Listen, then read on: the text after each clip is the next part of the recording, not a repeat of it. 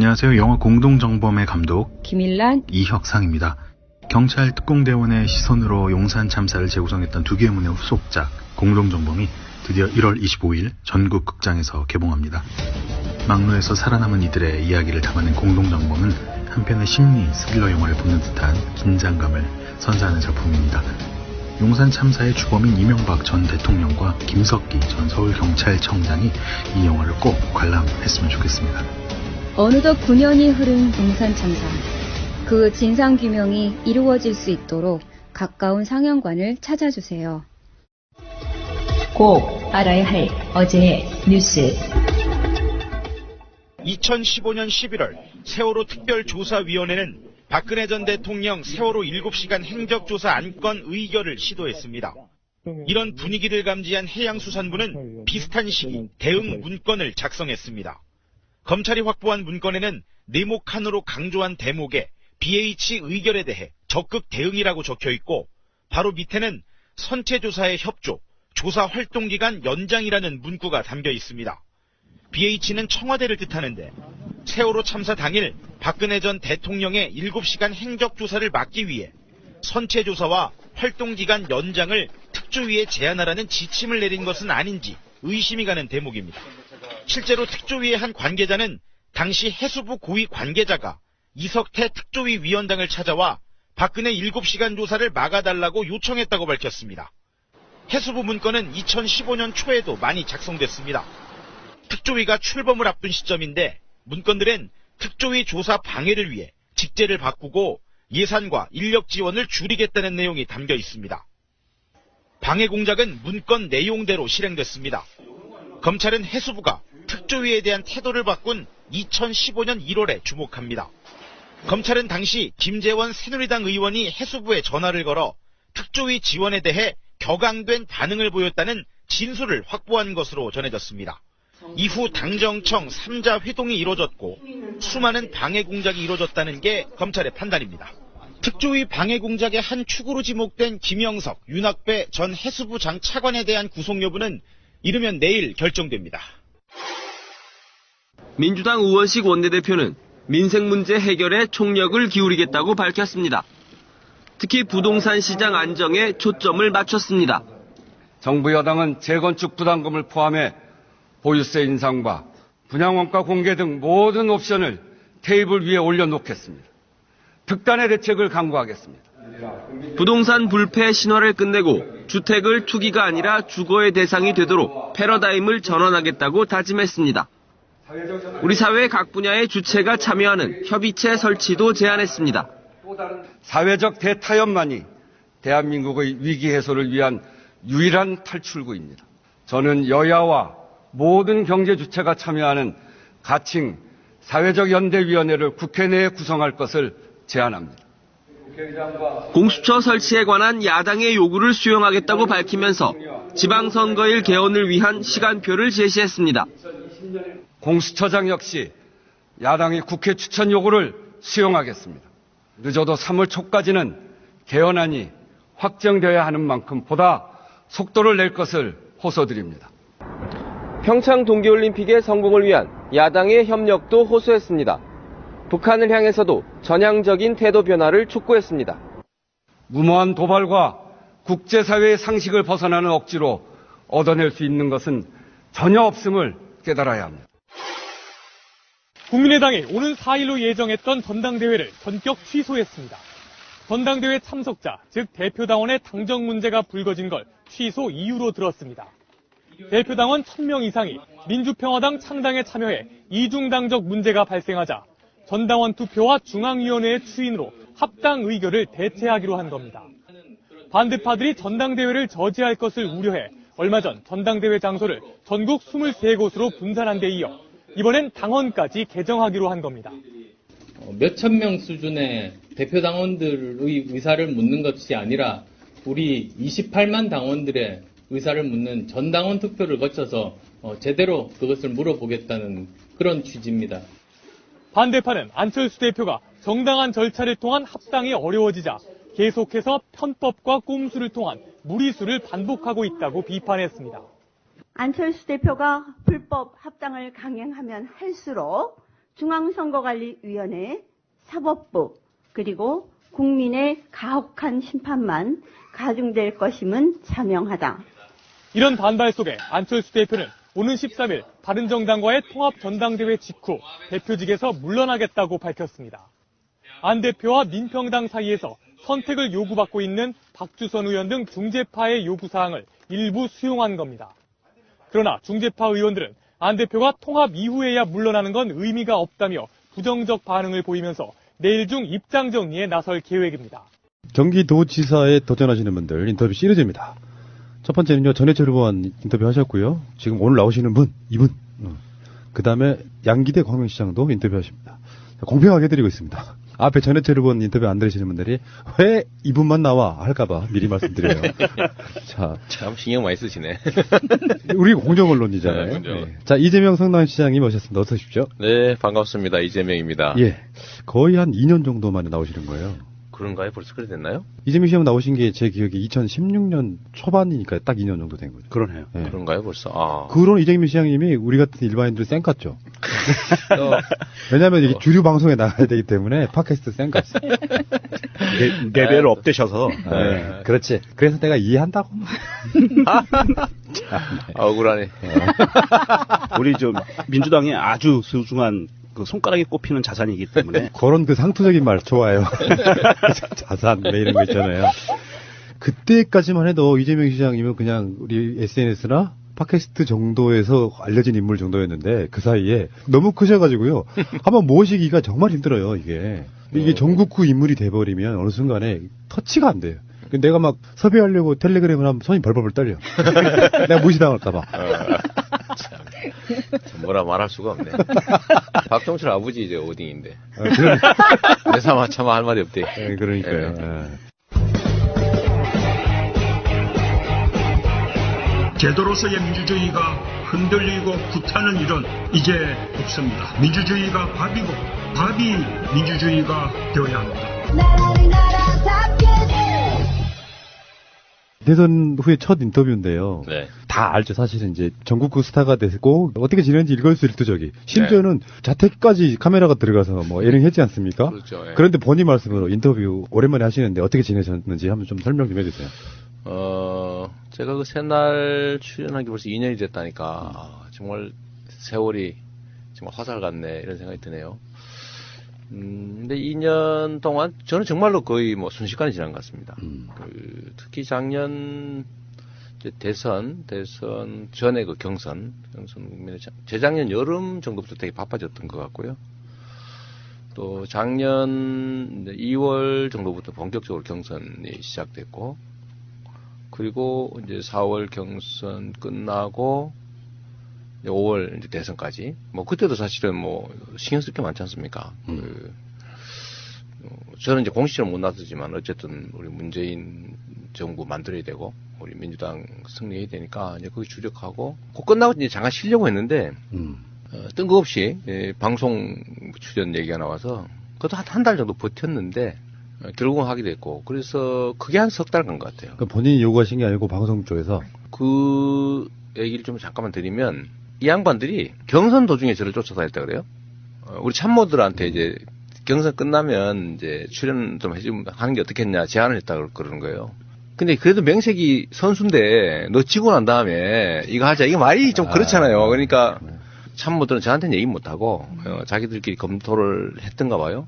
그러니까 그 제작진이 저 부부 진짜 재밌겠다 다녀보니까, 뭐 사실 둘이 꼭 손잡고 다니고 그랬으니까 경선 때 계속 쫓아다녔대요. 경선장, 뭐 토론회 장소 다 쫓아다녔다고 그러고, 끝나고 나니까 저한테 제안을 했는데 제가 안 한다고 그랬죠. 미쳤냐. 그걸 24시간 48시간 카메라에 풀로 공개하고 방송이라고 하는 특성이 재밌기만 하면야 남들 뭐 그야말로 이렇게 여드름 짜는 장면도 낼 판인데 그렇잖아요. 그게 방송인데 너무 위험하다. 그래서 제가 안 했죠. 그런데 그쪽에 설득이 한 달 이상 뭐 또 계속 저한테 집요하게 얘기한 게 나한테 도움이 될 거다라는 거예요. 생각하는 거와는 다르게 제가 너무 일면만 보여진 게 있고 전체가 보여지면 오히려 우리 국민들의 공감도가 올라갈 거다. 이제 그 말을 처음에는 안 믿었는데 얘기를 듣다 보니까 좀 그럴듯해 보여서 그 꿰매 넘어간 거예요. 세뇌당하셨구나. 세뇌당한 거죠. 그래서 6월 말부터 촬영 시작해가지고 이제 9월달 석 달을 했는데 그 석 달이 정말로 힘들었어요. 정말로 힘들었어요. 안 봐도 보여요. 네, 제가 너무 잘 알죠, 그런 상황. 그렇죠. 저는 그런 정도인지 몰랐어. 그리고 이제 그 9월까지 휙 지나가 버린 거죠. 집안에 카메라가 곳곳에 있는 거는 한 수십 개 있는 거, 수십 개. 그러면은 촬영 안 하고 있을 때도 있어요? 아니면 24시간 돌리진 않을 거 아니에요? 잠잘 때는 꺼놓죠. 진실도 설치해놨는데 잠잘 때까지, 지금도 잡니다 할 때까지 하고 일어난 다음에 켜고 이런 정도지 계속 켜놓는 거예요. 화장실까지 뭐. 빤스만 입고 돌아다니기가 힘들어지는 거지 이제. 그러다 겨우 빤스 비슷한 거 내복이 아니라 그 잠옷 입고 돌아다니는 거 막 그쪽으로 이제 다 찍히고 있는데 그게 이제 처음에는 되게 무슨 저 대통령 후보까지 했다는 사람이 뭔 짓이고 그래서 저한테 항의 엄청나게 많이 들어왔습니다. 그 당장 때려치라고 격 떨어진다 뭐 이런. 말씀하신 게 제가 그게 저는 반대로 알고 있었어요. 이재명 시장이 자기 홍보하려고. 완전 정반대시잖아요. 반대죠. 근데 저는 두려웠죠. 이게 너무 위험하잖아. 한 방에 가는 수가 있다니까. 근데 그 사람들 얘기는 자기들이 전문가인데 두세 달 이상 쫓아다녀본 결과에 의하면 전부가 노출되면 오히려 본인한테 유리할 거다. 그게 끊임없이 하는 거예요. 근데 그 사실 방송하고 나니까 처음에는 욕 엄청 먹었거든요. 한남. 대한민국 대표적 한남. 가부장. 마초 꼰대. 막 그런 거 하다가 그게 한 중반 정도 넘어가고 나니까 내면을 조금씩 이해하기 시작했던 거 봐요. 저게 말은 저렇게 하는데 뭐 이러면서 조금 공감하게 됐던 것 같고 결국은 뭐 최종적으로는 잃는 것보다 얻는 게 좀 더 많았던 것 같습니다. 그렇게 보내고 그러고 나니까 9월, 10월 되잖아요. 그 다음에 뭐 다시 이제 경기도 지방선거, 예를 들면 제가 시장선거를 다시 나간다 해도 이제 선거 준비해야 될 시기가 또 다가오는 거니까 6개월, 7개월밖에 안 남으니까 근데 그것만 정신도 쏟아야 되고요. 근데 그렇게 해서 결국 2년이 휙 지나가 버렸어요. 거의 뭐 2년 동안 선거만 한 것 같아요. 방송으로는 안 낼 수도 있는데 그냥 진짜 궁금한 질문 하나. 난 낼 거라고 보고 얘기할 거야. 안 넘어가시네. 혹시 법무부 장관 제의 받으신 적 있어요? 그게 없어요. 네, 그런 건 없었어요. 그거는 왜 없냐면 제가 경선 끝나고 문재인 대통령님 만났잖아요. 그때 후보 되시고 난 다음에 성남에 그때 오셔가지고 저녁 먹고 한 서너 시간 같이 얘기했죠. 그때 대통령께서 저한테 물어봤어요. 앞으로 뭐 할 거냐. 그때 말씀드린 게 임명직 공직은 안 한다. 내 성격이 안 맞다. 안 맞고 뭐 그거 가지고 저게 하자가 많으니까 안 했지 이런 얘기도 있긴 한데 뭐 전혀 틀린 말도 아니고 거기서 뭐 예를 들면 너 전에 딱지 몇 장 띄었지 뭐 전에 범칙금 낸 거 있지 뭐 너 욕했지 뭐 이런 말 그잖아. 거기다가 뭐 너 전과했지 너 음주운전 왜 했어 뭐 이런 거 온갖 시끌렁한 거 막 그 뒤지고 하는 게 그거 말로 하냐. 그리고 저는 지휘받는 직위보다는 예를 들면 제가 총 책임을 질 수 있는 제가 완전하게 책임질 수 있는 영역의 일들을 난 좋아한다. 그래서 의원보다는 제가 단체장 이런 걸 하는 거잖아요. 그래서 그 말씀 드렸고 임명직은 안 하니까 혹시라도 뭐 아니시겠지만 부담 가질 필요는 전혀 없습니다. 내가 그렇게 말씀드렸어요. 왜냐면 부담이 있을 수 있잖아. 네. 그래서 제가 깔끔하게 제가 미리 말씀드렸고 결국 저는 어딘가에 제 역할을 제 뜻대로 펼칠 수 있는 곳으로 가게 될 거다.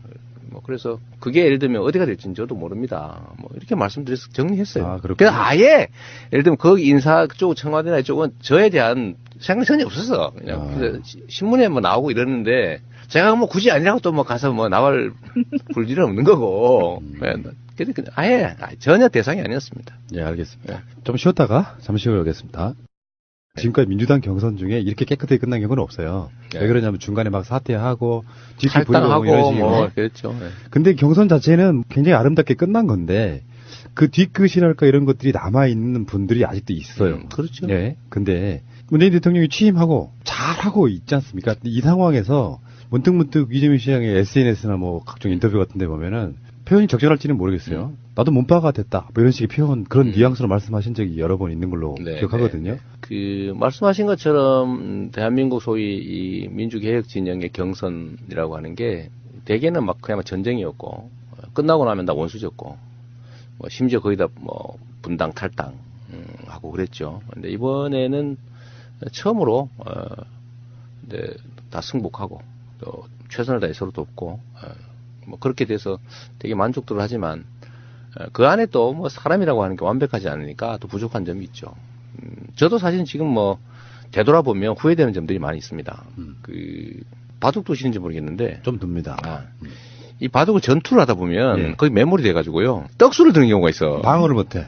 공격만 하다가. 공격만 하다가. 근데 전체 국면을 이렇게 좀 되돌아서 이렇게 멀리서 좀 반상을 바라봐야 되는데 점점 거기 이제 몰입되면 이제 시야가 좁아지죠. 그러면 자기 입장에 매몰되게 돼요. 상대 입장을 점점 고려하지 않게 되는 거죠. 제가 그런 실수를 좀 하는 측면이 있죠. 근데 시장님만 그러신 게 아니고 안희정 도지사도 술 먹고 막 SNS 날리고 그러시지 않았어요? 그러니까 그게 뭐 누가 표현으로는 뭐 대선 뽕이라고 하기도 하고 또 선거는 그런 측면들이 있는 거죠. 다 걸고 하는 거니까. 근데 그걸 또 그렇게 치열하게 안 하면 보는 사람이 재미가 없어요. 제가 말씀드리지만 사실은 문재인 대통령님 측에서는 저한테 당대표 이런 거 나가지 말고 경선 나와달라고 부탁하셨다고요. 그러니까 그게 왜 그랬냐면 후보가 하나로 딱 고정돼 있으면 재미가 없잖아요. 대선 전에 한때 이재명 당대표 출마설이 있었지. 그때 제가 뭐 이거 자랑할 건 아니지만 다른 후보들 다 합친 것보다 지지율이 제가 높았단 말이에요. 최종 결과는 알 수 없지만 그래서 우리 참모진들이나 우리 주변에서는 고민을 많이 했죠, 사실은. 대표로 가느냐 아니면 뭐 그냥 가느냐. 근데 당장 눈앞에 예를 들면 사실 큰 성과를 낼 수 있는 게 있으니까 또 대선도 중요하고요. 근데 그때 저한테 요청이 온 거예요. 그거보다 이게 낫지 않냐. 뭐 그러죠 뭐. 저도 이제 판단이 좀 오락가락 할 테니까 시장을 중도에 그만둬야 될 수도 있고 대표를 맡으면 말이죠. 오히려 그거보다는 제 개인적으로도 유의미한 결과를 낼 수 있다면 뭐 대선 경선에 참여하는 것도 낫겠다. 뭐 이 생각 일치해서 제가 이제 깔끔하게 접었는데 그럼에도 불구하고 막상 경선에 들어가니까 저는 제가 이길 거라는 생각을 한 건 아닌데 어느 순간에 혹시 이길지도 모르겠다.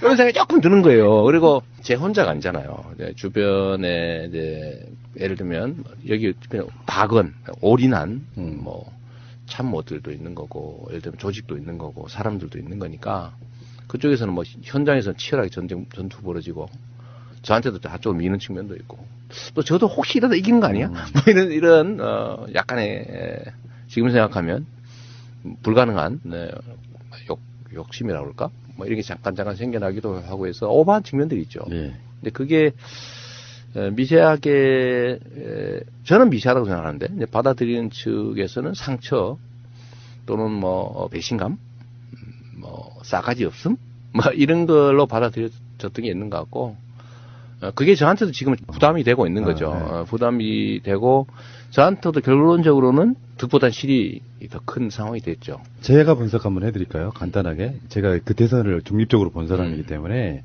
일종의 이재명 시장께서는 개혁적 마인드, 진보 마인드. 이재명의 지점이 진보 쪽 표를 완곡하게 붙잡아두는 역할을 했어요. 민주당에서는. 그래서 왼쪽을 심하게 커버한 측면이 있죠. 근데 그러다 보니까 양 날개로 나는 거하고 똑같은 개념으로 아직까지 젊은 이재명 시장은 관리자 마인드, 주류 마인드가 부족했던 부분이 있거든요. 근데 머릿속에 계속 노무현 대통령이 후보가 되던 것만 생각을 하니까 그런 게 안 보였던 거라고 생각해요. 그 당시 시점에서는. 뭐 그런 측면도 있긴 하고요. 근데 그게 좀 더 더하면 어쨌든 제 역할은 진보 개혁 진영 이쪽 소위 좌측 좌측을 확고하게 제가 확보하는 게 역할이었기 때문에 일종의 팀 플레이잖아요.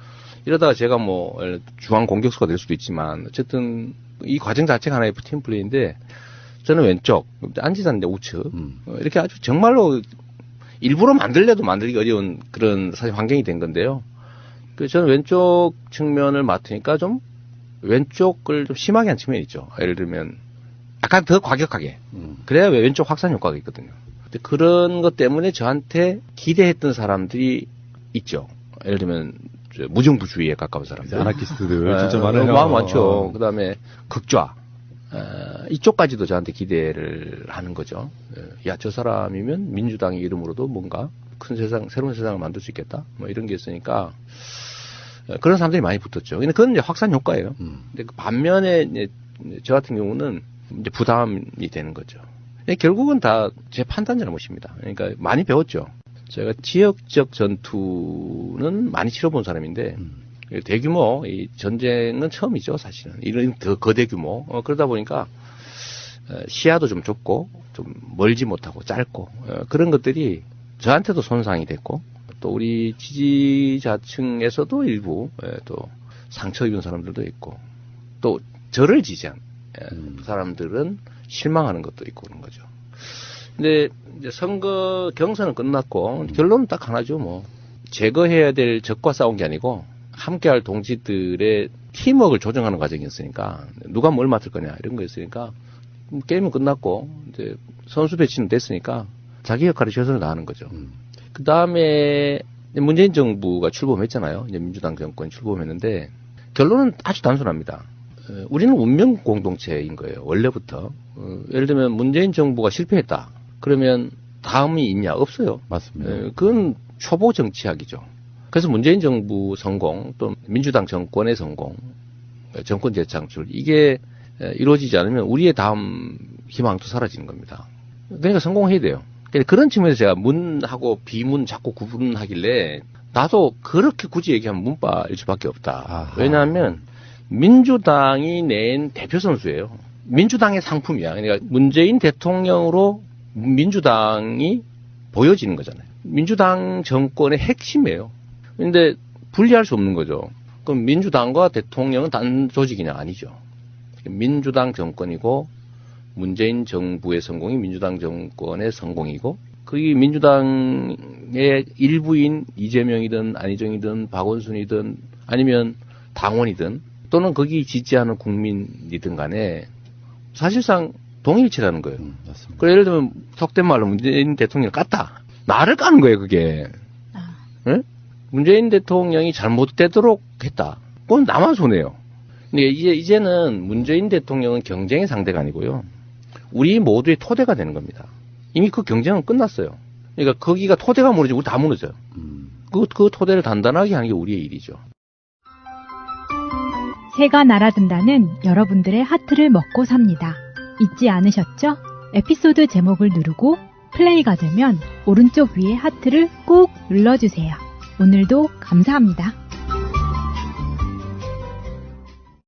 더 많은 분들이 들을 수 있도록 하트 꼭 눌러주세요. 최근에 저한테 어떤 분이 그 부탁 하나를 했어요.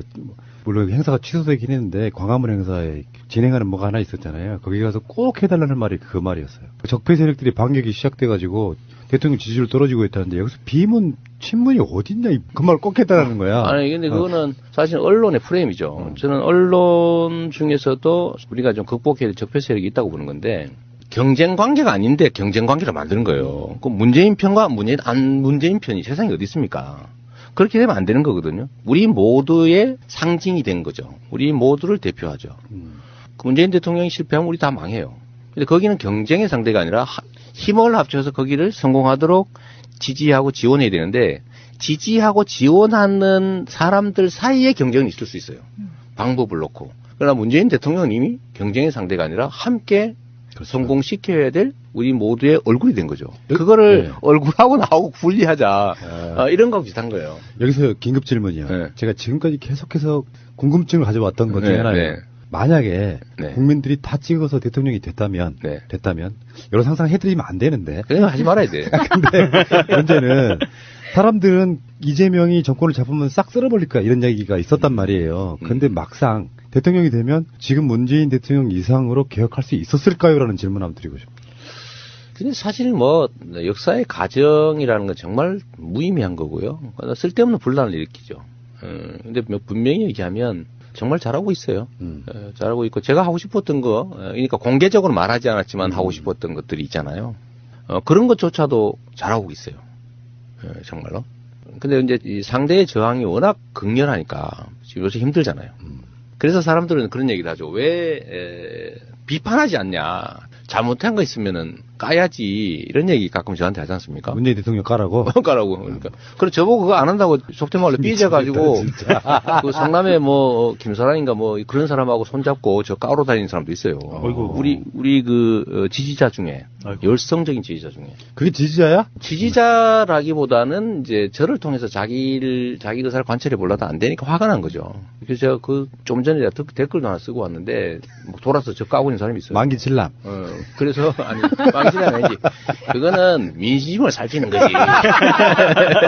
근데 거기다 그랬어요. 가는 길이 다르다고 해도 당신들이 가고자 하는 그곳을 나도 열심히 가려고 하는 사람이다. 길이 다르다는 이유로 나는 옳고 당신은 싫다고 해서 나를 그렇게 적폐세력 취급하면 결국 본인이 가고자 하는 곳에 다다르는 게 더 힘들어진다. 이런 얘기도 했는데 그런 것조차도 인정 못하고 왜 문재인 미웠는데 왜 문재인 안 까냐. 정부 잘못하면서 까야지. 이런 얘기 하는 사람도 많아요. 근데 그거 안 한다고 저를 뭐 공격하는 사람도 있는 거고. 그래서 제가 그 사람들한테 공개적으로 한 얘기예요. 우리는 팀이다, 팀. 내가 언제 그리고 경선할 때도 내가 지면은 깽판 친다고 한 일 없고 지면 내 정책이라도 남고 지면 이기는 사람 위해서 열심히 지지 지원할 거다고 얘기했지 않냐.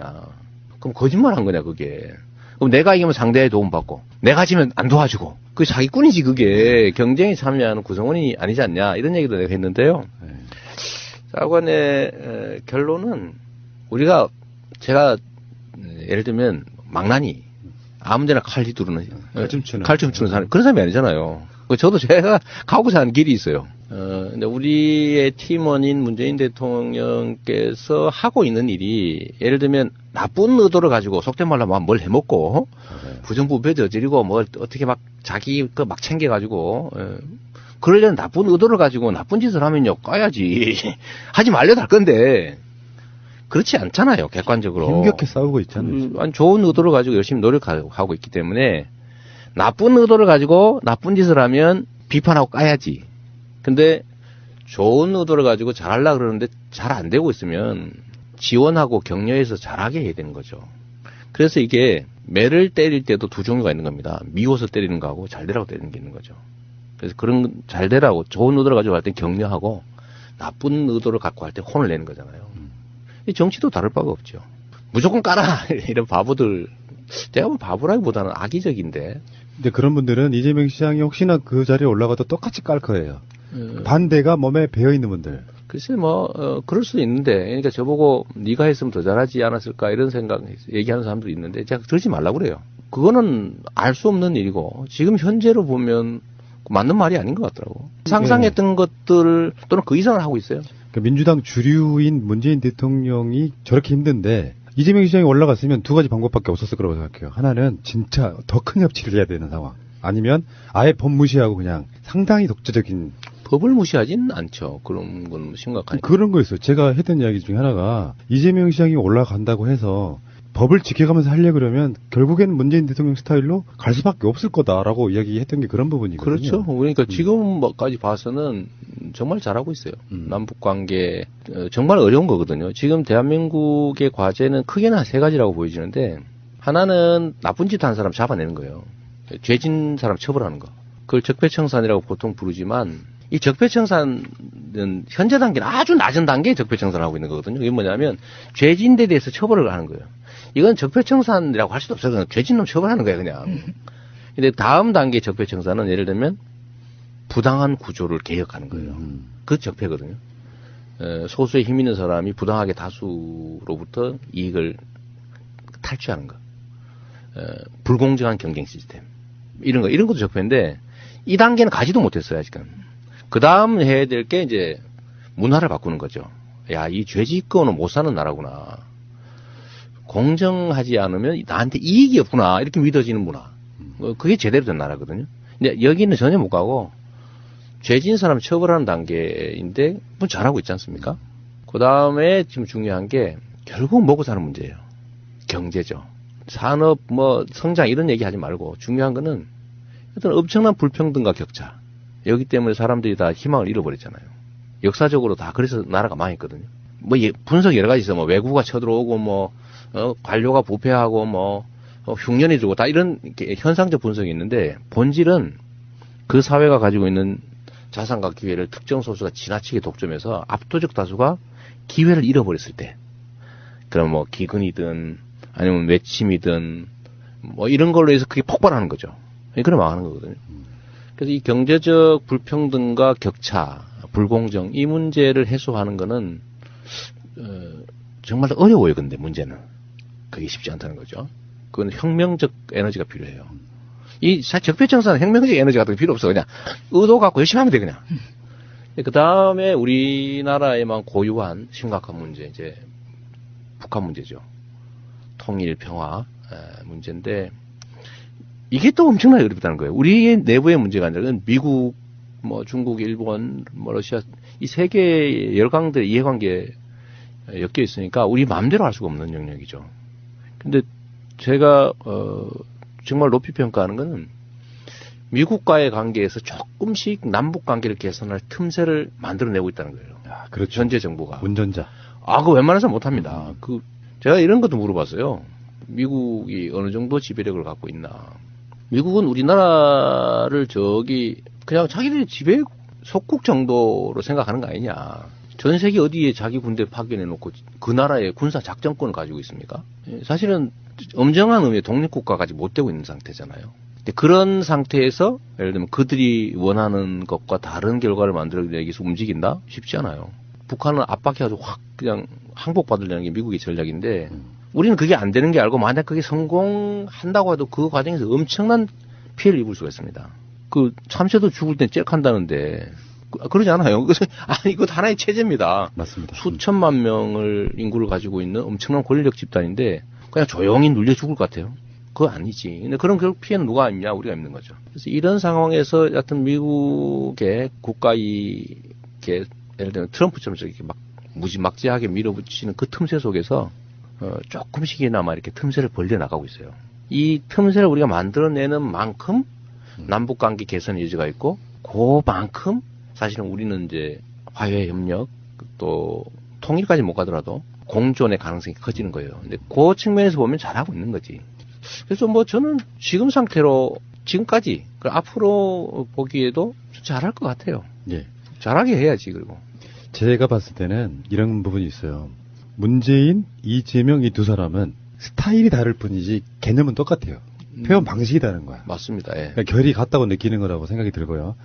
자, 이렇게 계속 문재인 대통령에 대한 공감만 표시하시면 또 재미없으니까 잠시 후에 다른 거 여쭤볼게요. 최근에 일어나는 이야기들 몇 가지만 여쭤볼게요. 시장님하고도 연관이 있어요. 네. 최근에 얼마 전에 이재명 시장님 고소하신 분들, 고발하신 분들 있죠. 그 중에 이제 최교일이라고 이분에 대해서 나를 고소한. 네. 네네. 그 성남 FC 관련해가지고 그것도 우리 소요 방송 젊은이들 방송에서 한번 쉴드를 한번 해드렸는데. 그렇군요. 그러니까 그 최교일 의원이 지금 현재 여검사 성추행 무마 의혹 바로 그 당사자잖아요. 의혹이 아니라 무마했더만. 네, 그러니까 언론이 왜 이렇게 말하는 거야? 무마 확실. 본인 오리발 이렇게 얘기해야지. 보면은 그런 검사 집단의 그런 식의 어떤 성적인 폭력이 아직도 지금 굉장히 잔존한 모양이더라고요. 분위기 들어보니까. 저는 예를 들면 저도 법조인이잖아요. 그리고 저는 연수원 동기들 선후배들이 뭐 여전히 검찰에도 많이 있고 한데 제가 그 사람들을 이렇게 개인적으로 보면 상상이 안 돼요. 전혀 그럴 사람들이 아니야. 그리고 그런 사람은 없었고. 근데 이 최교일이나 여기서 뭐 얘기되던 안택은 뭐 이런 사람들 얘기를 들어보면 상가집에 가가지고 문상 가서 속된 말로 주물럭 했다는 거 아닙니까? 그것도 유부녀를요. 유부녀를 그것도 임신 중이었대요. 그랬대. 그리고 초임도 아니고 한 7, 8년 된 중견 검사였던가 봐요. 그걸 세상에 상가집에서 막 만지고 막 껴안고 그랬다는 거 아닙니까? 그것도 앞에 법무부 장관이 옆에 있는데. 보고 있었대요. 그러니까요. 에이씨. 그래서 저 어제 해당 서검사 와서 인터뷰하면서 막 울고 이러는 거 보니까 그거 얼마나 한이 됐겠어요. 그래도 명색이 검사인데 그런 사람 잡는 직업이잖아요. 그런데 자기가 당했어. 그런데 그거에 대해서 아무 문제의식을 느끼지 않는 거예요. 그리고 그 안모 검사가 인권국장이었다면서요. 기침이 나오네. 아니, 그러니까 앞에서는 인권 하는 담당을 하면서 자기가 인권 침해를 막 하고 있는 거죠. 이 권력을 가지고 습관적으로 약자들에게 행사하고 누리고 또 그들의 고통 속에서 희열을 느끼는 그런 사람들이 있는 것 같습니다. 검찰에만 있는 게 아니고 뭐 군대에도 있고 보면 군대에서 여성 부사관, 여성 장교들 성폭행 한 사례가 많잖아요. 보면 동료나 조직원으로 보이는 게 아니라 그 성적 대상으로 보이는 거죠. 군대. 근데 검찰도 그러고. 근데 이 사람들이 또 승승장구한다는 거죠. 거세하고 발치 차야 되는 거 아니에요? 법대로 하면 그렇게 해야지. 근데 이제 공소시 저질렀다고 지금 흐지부지 하는데 제가 보니까 그런 짓 한 사람이 계속 그런 똑같은 짓을 해보니까요. 이 최교일 씨를 내가 지금 내가 언론에 소문을 내주려고 그래 이제. 네. 근데 너 뒤졌어 이제. 이 양반이 법률 지원 단장이라서 난 그 사람 전혀 몰랐습니다. 했던 얘기 또 하고 했던 얘기 또 하는데 제가 분명히 얘기했거든요. 성남 FC도 프로 축구단이고 기업인데 광고를 파는 거예요. 스폰이잖아. 예를 들면 메인 가슴 광고. 그렇죠. 이건 한 3, 40억 갑니다. 싸게는 20억. 어깨 광고 뭐 한 10억에서 20억. 뭐 백부 뭐 이런 데다가도 뭐 5억씩 뭐 이렇게 받아요. 그 프리미어 리그에 삼성은 수년간 수백억 내잖아. 어마어마한 건 냈죠. 수천억 도 냅니다. 내는데 그 광고를 매출을 한 거예요. 시민 구단들이나 프로 구단들이 다 그렇게 기업들한테 광고 노출해주고 돈 받고 하잖아요. 그래서 운영하는 건데 이거를 기부를 받았다고 우기는 거예요. 미르 재단처럼 기부받았다고. 미르가 광고해 줬냐고. 아니, 미르가 삼성을 백번호 붙여줬냐 말이에요. 아니잖아. 그렇죠. 근데 우리는 예를 들면 붙여준단 말이에요. 그 광고를. 그래도 수백만이 보지 않습니까? 그렇잖아. 근데 이걸 계속 기부라고 우겨요. 그리고 성남 FC는 주인이 성남 시민이야. 성남시가 운영하고 있는 구단이에요. 시가 예산을 투자해서 운영하는 곳이에요. 그 미르 구단은 국가 예산을 투입한 국가 기업이 아니잖아. 근데 이거를 계속 같은 거라고 우겨. 이거 말고 얘는 들 게 많죠. 그리고 우리는 공개적으로 다 한 거고. 그리고 광고라고 하는 게 좀 더 시너지를 올리기 위해서 다양한 방법이 있는 겁니다. 예를 들면 기업은 사회공헌 해야 되는데 주빌리 은행 그 모금해가지고 수천억 지금 이제 조 단위로까지 서민들 금융 장기 연체 채무 탕감해 주는데 그 홍보해 주는 게 우리 성남시의 중요한 일이고 내가 그 대표기도 하고 또 성남시에서 뭐 모금해서 많이 탕감도 했는데 전국적으로 확산할 필요가 있다. 그러니까 네이버는 어차피 지역 기여해야 되거든요. 우리 성남에 들어올 때 지역 기여 약정이 돼 있어요. 성남 시유지를 사서 들어왔거든 거기가. 시유지를 반을 쪼개서 사고 거기에다가 일종의 혜택을 받고 들어온 기업이에요. 거기 정자역이에요. 정자역이지. 그러니까 그때 협약서가 있습니다. 그 협약을 일부 이행하는 거죠. 근데 그런데 네이버는 좀 더 공익적인 일을 하고 싶은 거예요. 특정 구단을 후원하는 것보다는 좀 더 생생하다고 좀 그렇고 좀 더 이렇게 기업 이미지 제고에 도움이 되는. 근데 주빌리은행 좋잖아요. 수백만의 서민 장기 연체 채무자를 도와준다. 그리고 우리는 주빌리은행을 광고하는 거나 뭐 네이버를 광고하는 관계 없는데 서로 협약해서 주빌리를 해주면 더 좋잖아요. 그래서 3자가 합의한 거예요, 그거를. 이렇게 하자. 그러면 40억을 내는데 39억은 FC가 갖고 1억은 주빌리가 하는데 그렇다고 우리가 1억 받고 메인 광고를 해줄 수는 없잖아. 1억을 받고. 그러니까 이건 금액대로, 메인으로 받은 거죠. 20억을 받은 거지. 그걸 또 3자 합의했다고 우리가 다 언론에 다 공개를 해서 이렇게 합의했습니다. 멋있다고. 그때 언론, 체육계 이런 데서, 이야, 정말 엄청난 새로운 모델이다. 그러고 칭찬하고 그랬다고. 그때는 새누리당이 가만히 있었어. 그때 만약에 문제가 있었으면 박근혜가 나를 가만뒀겠냐고요. 그렇죠. 그러니까 이게 그 억지 쓰는 거지. 또 있어. 그 사람들이 한 얘기 중에요. 자금 세탁 의혹이 있다 이런 얘기 있어요. 자금 세탁을 기자회견에서 공개적으로 합니까? 네, 여기서 이렇게 40억을 주고 그중에 39억을 우리가 받아가지고 이렇게 광고는 하고 이렇게 합니다. 이렇게 해서 자금 세탁하는 그 자금 세탁 개념에 해당이 안 되잖아. 그게 세탁은 몰래 하는 거지. 숨기는 거잖아요. 같은 이슈인데 이명박은 그런 거 잘하잖아요. 그리고 몰래 하죠, 몰래. 우리는 그건 또 하나 있어요. 건축 허가를 내준 대가로 해준 거 아니냐 이런 얘기해요. 이건 내가 아직 공개적으로 얘기 안 한 얘기인데 네이버가 절반의 땅을 사서 입주를 하고 난 3,000평 남아있는 시유지가 또 있습니다. 근데 그 시유지가 못 쓰고 있는 거예요. 그래서 우리가 그 기업을 유치하자. 기왕이면 공공처다 질 것도 없고. 근데 기업 유치를 했는데 그 땅값을 우리가 엄청나게 비싸게 올려놨어요. 팔라고. 거의 평당 3,000만 원 가까이. 옛날에는 되게 싸게 팔았지. 근데 이번에는 우리가 좀 비싸게 하고 했는데 기업들이 워낙 비싸고 그러니까 잘 안 들어와요. 그래서 우리가 네이버에 너희들 돈도 많고 한데 다른 데 있는 기업들 관련 기업들 다 모아서 여기다 확장해라. 설득을 한 거죠 우리가. 기업 유치를 한 거야. 거기가 사준 거야 쉽게 말하면. 우리는 왜냐면 그때 당시에 이걸 매각해서 빚도 갚아야 됐고 기업도 유치해야 되고 빈 땅을 놔두느니 그럼 일자리도 생기고 하다못해 세금도 더 늘어나니까 기업을 유치해야 되잖아요. 그러니까 거기를 기업을 유치하는 조건으로 매각을 했기 때문에 그 건물 짓는다고 건축허가 신청 들어오면 안 해줍니까? 해줘야 되잖아. 그거는 그 대지인데 업무 상업 용지로 매각을 했으니까 당연히 업무 상업 시설 건축허가 신청이 들어오면 해줘야 되고 안 해주면 손해배상 해줘야 돼요.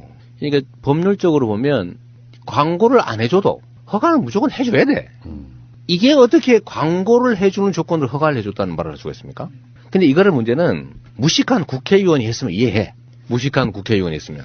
그런데 홍준표 변호사잖아. 경남FC 구단주였잖아. 아, 그러네, 진짜. 그러네. 아니, 본인도 경남FC 후원, 거기는 광고도 아니고 후원, 그러니까 공짜로 받는. 후원 5억 받았다, 3억 받았다. 이 맨날 언론에다 사진 찍어서 광고하고 그랬거든요. 근데 우리는 그런 거 한 일 없어. 광고 매출을 한 거예요. 최교일. 법률지원단장, 변호사, 검사 출신이잖아. 다 알고 있는 거예요. 이게 자기들이 한 얘기가 말도 안 되는 소리라는 거 알면서 국민한테 거짓말을 해가지고 이재명이를 공경에 처하게 해보자. 라고 한 건데, 제가 그래서 이 사람들한테 하는 얘기입니다. 국민을 그렇게 거짓말에 속아 넘어가는 바보 멍충이로 생각하지 마라. 너네 그러다 망했다. 그러다 탄핵당했다. 그렇지. 그러다 지금 당이 없어지게 생겼는데, 지금 니네들 계속 이 짓 하면 진짜 완벽하게 없어진다. 그래서 제가 그걸 보여주려고 그러죠. 국민은 촛불 이전의 국민이 아니고, 촛불을 들고 스마트폰으로 무장해서 박근혜 정권을 무너뜨린 위대한 집단 지성체다. 홍준표가 그렇게 해도 먹히지가 않는 게 안 먹혀요. 3, 40년 전하고 그러니까 환경이 완전히 달라졌잖아요. 말씀하신 대로 스마트폰이나 인터넷을 마음대로 쓸 수 있기 보면 다 때문에 아는데. 그냥 찾으면 나오는데 계속 예전과 같은 방법으로 그렇게 왜곡시키고 공격을 하는 거예요. 손바닥으로 하늘을 가리고 있는 거죠. 국민들은 국가의 존재 이유가 무엇이냐고 물었습니다. 어려울 때 국가가 지켜주고 있다는 믿음을 주어야 그것이 국가의 존재 이유입니다. 퇴임 후의 일인데라고 하면서 이재명 1,800억 시민배당 추진 논란. 왜 하냐고요? 이거는 우리 시민들한테 보여줘야 되는 거죠. 저는 여전히 지금도 성남시장이고 올해 사업 기획을 다 해야 되는 사람이고요.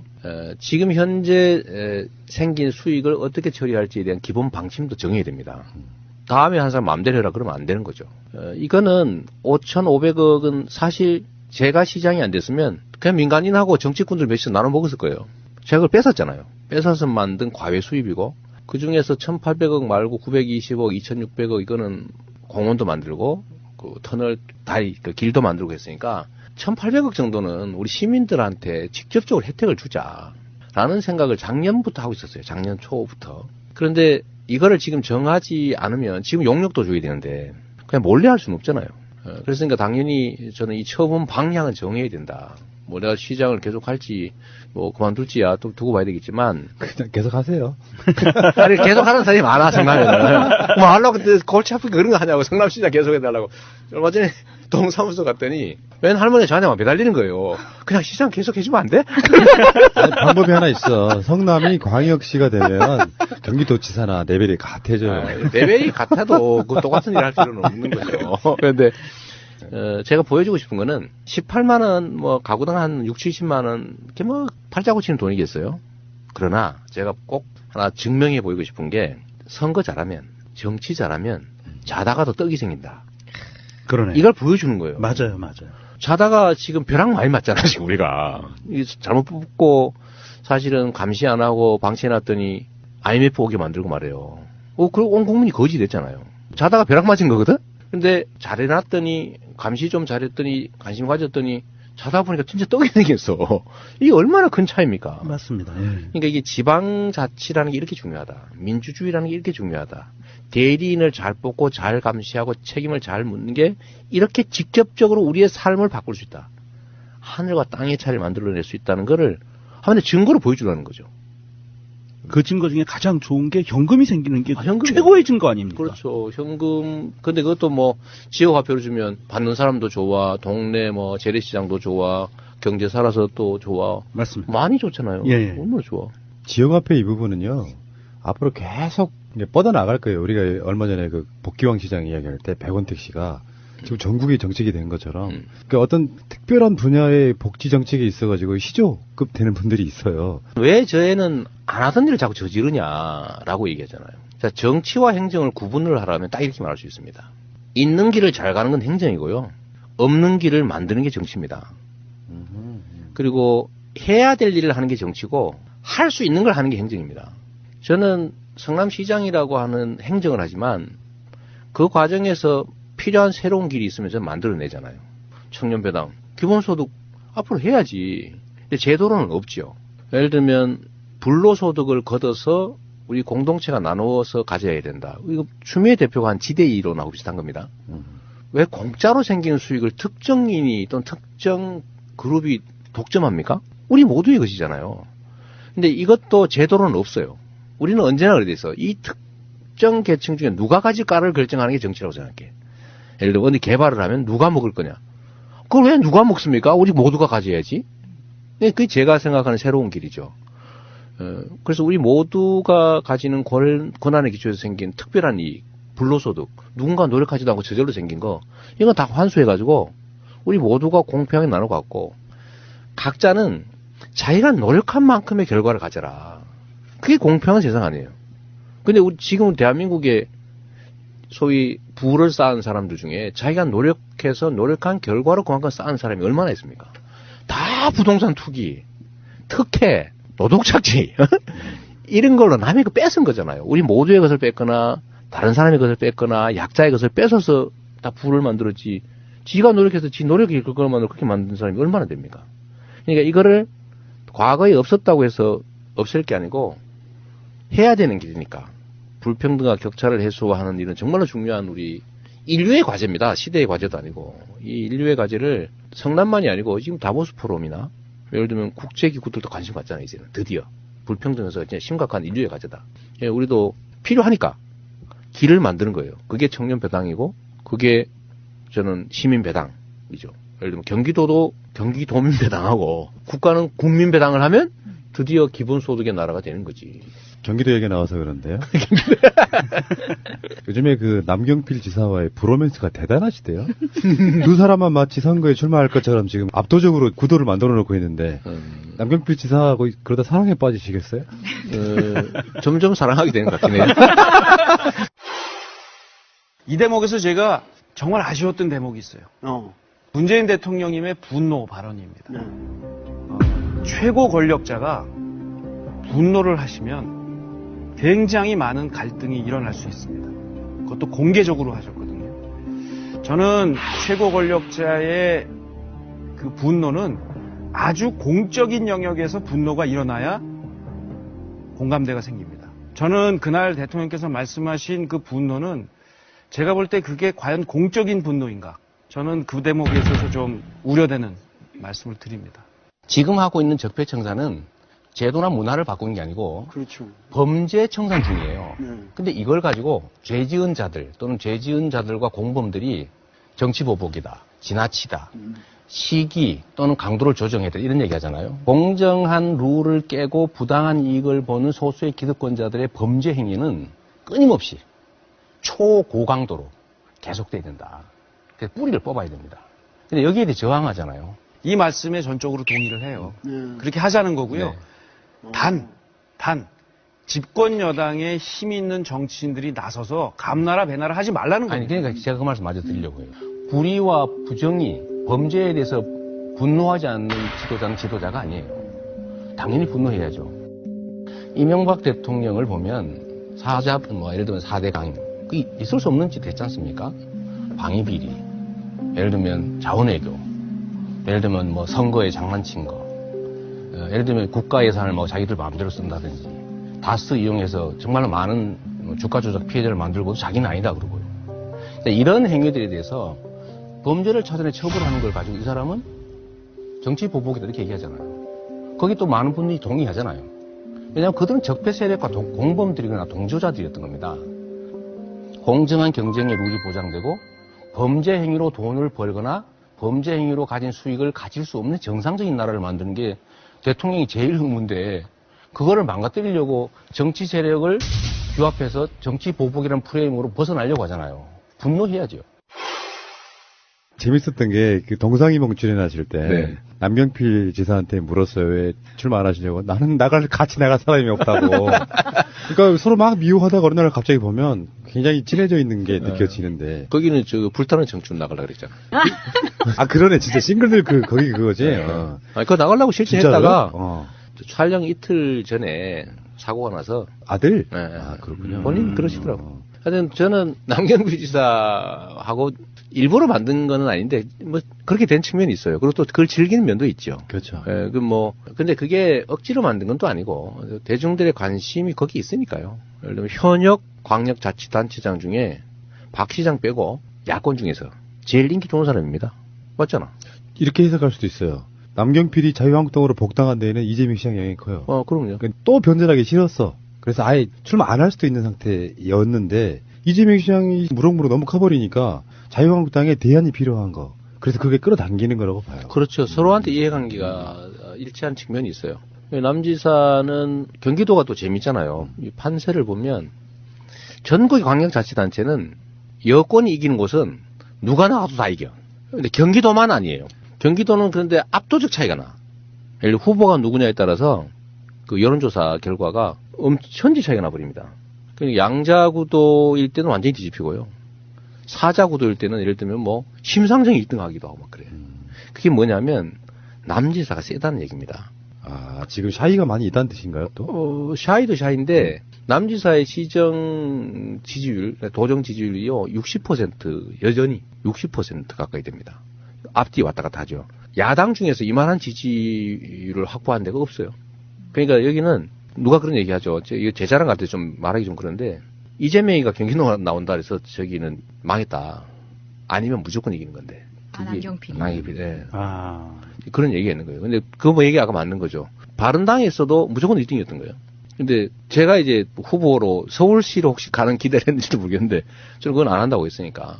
이렇게 하니까 1대1 구도를 안 만들면 가능성이 없어진 거죠. 전혀 안 보이니까 결국 복당했다고 보이시고. 제가 경기도의 뭐 선거 결과를 얘기하긴 좀 그런데 하여튼 경기도가 좀 특수합니다. 인구도 워낙 많은 데다가 1350만이죠. 대한민국의 4분의 1인데 여기가 정말 특이해요. 사람 따라 왔다 갔다 해요. 후보의 당 따라 결론이 나지 않아요. 그 1월달 여론조사 결과 그렇잖아요. 거기에 남경필 지사의 사실 경쟁력이 숨어 있는 겁니다. 그리고 저는 뭐 남지사하고 이제 1대1로 이렇게 뭐 왜냐면 이제 방송이나 이런 데는 그 시청률이 잘 나오는가 봐. 방송하는 사람들 입장에서 봐도 그런 구도로 싸움을 붙여야 나오거든요. 그렇죠. 근데 다른 데는 그럴 만한데 그치 마땅치 않잖아요. 자, 그러면은 진짜 중요한 건요. 나가시면 될 것 같아요. 에이, 무슨 소리예요? 아니, 왜 그러냐면 이제 대선 후보로서의 후광도 분명히 있는 거고 워낙에 나는 입지전적인 인물이라고 우리가 이야기 계속 하고 있잖아요. 기초단체장이 대선 후보 되는 경우는 정말 드문 경우잖아요. 없지, 처음이죠. 앞으로도 없을지도 모르는데 그 정도로 자기의 어떤 내공이랄까 이런 거를 보여주신 분 입장에서 진짜 중요한 건 내부 경선일 수도 있다. 그렇지 않습니까? 네, 그렇죠. 근데 민주당 주류의 어떤 지원을 받을 수 있느냐라든지 지금 민주당의 당원이 한 160만 된다고 하는데 그 당심을 어떻게 얻느냐라든지 여러 가지 문제 속에서 1번 타자로 나오신 전해철 의원은 내부 경선은 내가 더 통과할 자신 있다 이렇게 말씀을 하시거든요. 뭐 그럴 수도 있죠. 네. 그럴 수도 있고 경선이란 낙관할 일은 아니에요. 그 양기대 시장 또 전해철 의원 또 훌륭한 분들이잖아요. 그런데 저는 그런 건 이제 고려할 필요가 있어요. 선거는 이겨야죠. 선거는. 일단 그게 중요하고 내부 경쟁도 예를 들어 당원이 100만 명 그러니까 권리당원 100만 명 이렇게 얘기하는데 경기도만 해도 막 18만 명 뭐 이렇게 얘기하는 것 같아요. 권리당원이 18만 명 전원 투표 시킬 거거든요. ARS 투표 뭐 이러고 당원 중심 정당인데 투표권 안 주면 안 되죠. 이미 당은 대체적으로 정한 거 아닙니까? 권리당원 전원 투표 50% 안심번호 여론조사 50% 이렇게 대체적으로 정한 거예요. 근데 10만이 막 넘어가는 그 당원들 전수 투표 결과라는 게 되게 여론 결과하고 비슷하게 가요. 몇천 명도 아니고 10만 명 뭐 이렇게 되면 결국은 이제 국민들이든 당원이든 민주당을 지지하는 사람들 이 사람들이 주축일 텐데 이 사람들은 20년 만에 처음 온 기회잖아요. 20년 전에 한번 이겨보고 16년 동안 졌거든요. 임창열 지사 마지막에 딱 한 번. 처음이자 마지막이었죠. 근데 그 이후로 한 번도 못 이겼는데 경기도를 소위 우리 민주진영이 되찾아오는 것이 소위 문재인 정부 성공에 가장 큰 토대가 됩니다. 플러스 PK 정도면 딱이죠. 거의 PK까지 하면 이제 안정적이 되는 거고 경기도를 회복하지 못하면 상당히 불안해지는 거죠. 경기도를 대한민국 인구의 4분의 1 여기를 회복하는 것 이게 문재인 정부 성공의 이번 지방선거의 가장 핵심입니다. 뭐 서울은 당연히 지켜야 되고 경기도를 되찾는 거. 그러니까 그런 점에서도 우리 국민들이나 당원들이 합리적 판단할 거라고 보죠. 그리고 만약 거기서 이재명 아니야, 그럼 뭐 받아들이면 되지 뭐. 아 근데 그럼 경기도지사 나가시려면은 성남시장을 사퇴해야 되는 시점이 있나요? 정확하게? 3월 15일입니다. 3월 15일까지. 네. 그러니까 성남시장 이재명은 사실상 3월 15일까지밖에 못 본다. 자꾸 이게 기정사실을 하려고 하지 마세요. 내가 잘 안 넘어요, 요새. 중간에 바뀔 수도 있어. 성남시장 3선 할래 해버려. 그럼 얼마나 이상해질까, 분위기가. 그래서 아까 그 1,800억도 빨리 방침을 정해 놓으려고 하는 거예요. 예. 잘하시는 것 같고요. 그 부분은. 누군가가 이재명 지지하고, 누구는 뭐 어떤 사람 지지하고 이런 부분이 있어갖고, 다 일장일단 있어서 지지하는 쪽의 장점만 이야기하는 건데, 네. 이런 비판도 있는 거예요. 대선 나가기 위한 용도로 경기도지사 한다. 이런 식의 비판이 있을 수 있거든요. 일부에서 그런 얘기 하더군요. 일부에서 그런 얘기 하던데, 저는 공직을, 다른 내 공직을 얻기 위한 수단으로 생각해 본 일이 한 번도 없어요. 제가 성남시장을 하면서 요거 잘해가지고 딴 거 해야지, 이런 생각을 해본 일이 한 번도 없고요. 특히 대선에 이 생각을 했다면 돌아야지. 시장하면서 그런 생각을 했다면 그렇잖아요. 서울의 구청장과 똑같은 그러니까. 겁니다. 기초단체장은. 근데 만약에 그런 생각을 하고 있다면 정말 이게 비정상일 테고요. 근데 내가 성남시장을 제가 열심히 하니까 우리 국민들이 저 딴 거 한번 시켜볼까? 호미보다는 저기 쟁기를 두면 더 잘하지 않을까? 그런 생각을 하는 분들이 생긴 거잖아요. 이 대선, 대권 이런 거는요. 개인이 하려고 해서 되는 것도 아니고 결국 국민들이 집단지성으로 선택하는 겁니다. 누구를 쓸까? 그런데 그 중에 막 그 자리를 노리는 사람이 있어요. 주인의 입장에서 봤을 때. 끊임없이 거기다 눈을, 그 다음에 지휘를 열심히 안 해. 써주겠어요? 절대 안 써줍니다. 국민이 그걸 압니다. 예를 들면 경기도를 맡았을 때 요거를 이용해가지고 내가 딴 더 높은 자리 해야지? 이렇게 마음 먹으면 대중이 그걸 일단 알아챌 뿐만 아니라 성과를 내기 어려워집니다. 제가 맨날 하는 얘기죠. 현재에 충실하지 못하면 그리고 저 멀리 쳐다보고 딴 데 욕심내면 스텝이 꼬여서 자빠진다. 넘어진다. 실제 제 삶의 경험으로 알고 있는 거고. 아니 경기도가 얼마나 중요한 일인데 그걸 수단으로 삼을 만큼 제가 간이 크지가 않아요. 의혹이 하나 있잖아요. 이재명은 한 명이 아니다. 그래서 SNS에 하는 이재명, 시정 살피는 이재명. 그만큼 능력이 출중하신 건 누구나 다 아는 거고. 문제는 진짜 중요한 건 대선 이후에 큰 선거가 하나 돌아왔는데 그것이 파열음이 돼가지고 당이 분열되는 요소로만 안 쓰인다면 출마하시는 분들이 경선을 깨끗하게 해서 선거를 일시단결해서 치르면 분명히 경기도건 PK건 TK건 좋은 결과가 있을 거다 이렇게 보는 거거든요. 제가 말씀드리고 싶은 게요. 이런 대규모의 공직은 국민이 선택하는 건데 그거를 나 할 거야 하는 것도 웃기지만 안 할 거야 라고 하는 것도 우스운 거예요. 그거는 본인이 정하는 게 아닙니다. 그냥 머슴은요, 지가 맡은 일, 시킨 일 열심히 하면 돼. 그러면 주인이 알아서 이거 말고 딴 거 해 하는 때가 오겠죠. 근데 나 저 딴 거 할 거야. 나 딴 거 더 폼 나는 거 해야지. 이런 거 하고 있으면 주인이 절대 안 써줍니다. 근데 시장님 진짜 궁금한 거 하나 있어요. 네. 근데 성남시는 단일 대우로 가면 되거든요. 정책 하나 하면. 네. 규모도 경기보다 작고. 근데 도지사나 시장들 중에서 자기 권한이 가장 작은 게 경기도지사라는 이야기 들어본 적이 있거든요. 그건 일리가 있어요. 네. 그 왜 그러냐면 50만 이상 도시는 도의 권한을 상당 부분 시로 이양을 해놓은 상태이기 때문에 자기 마음대로 할 수 있는 게 그리 많지는 않습니다. 그리고 도는 자기 이름으로 행정을 하는 게 아니고 다 시군을 통해서 하기 때문에 미세한 예를 들면 동네 청소 잘하고 이런 거 하기 어려워요. 그러니까 체감되는 정책을 하기가 어렵죠. 시장은 동네 청소 깨끗하면 야, 왜 이렇게 깨끗해졌지? 그러고 하다못해 동네 축제 행사라도 하면은 야, 그거 재밌네 이런 것도 있는데 도지사는 자기가 하는 일이 아니니까 어렵죠. 시군 간 이해관계를 조정하는 일, 또 예를 들면 도 전체에 일률적으로 필요한 일, 도를 상징하는 일, 이런 것들을 해내야 되거든요. 그 중에 중요한 게 저는 기본에 충실해야 된다는 거예요. 우리 이 방송 듣는 분들 어떻게 생각할지 모르겠는데 국가의 역할은 기본적으로 생명과 안전을 지켜주는 거고요.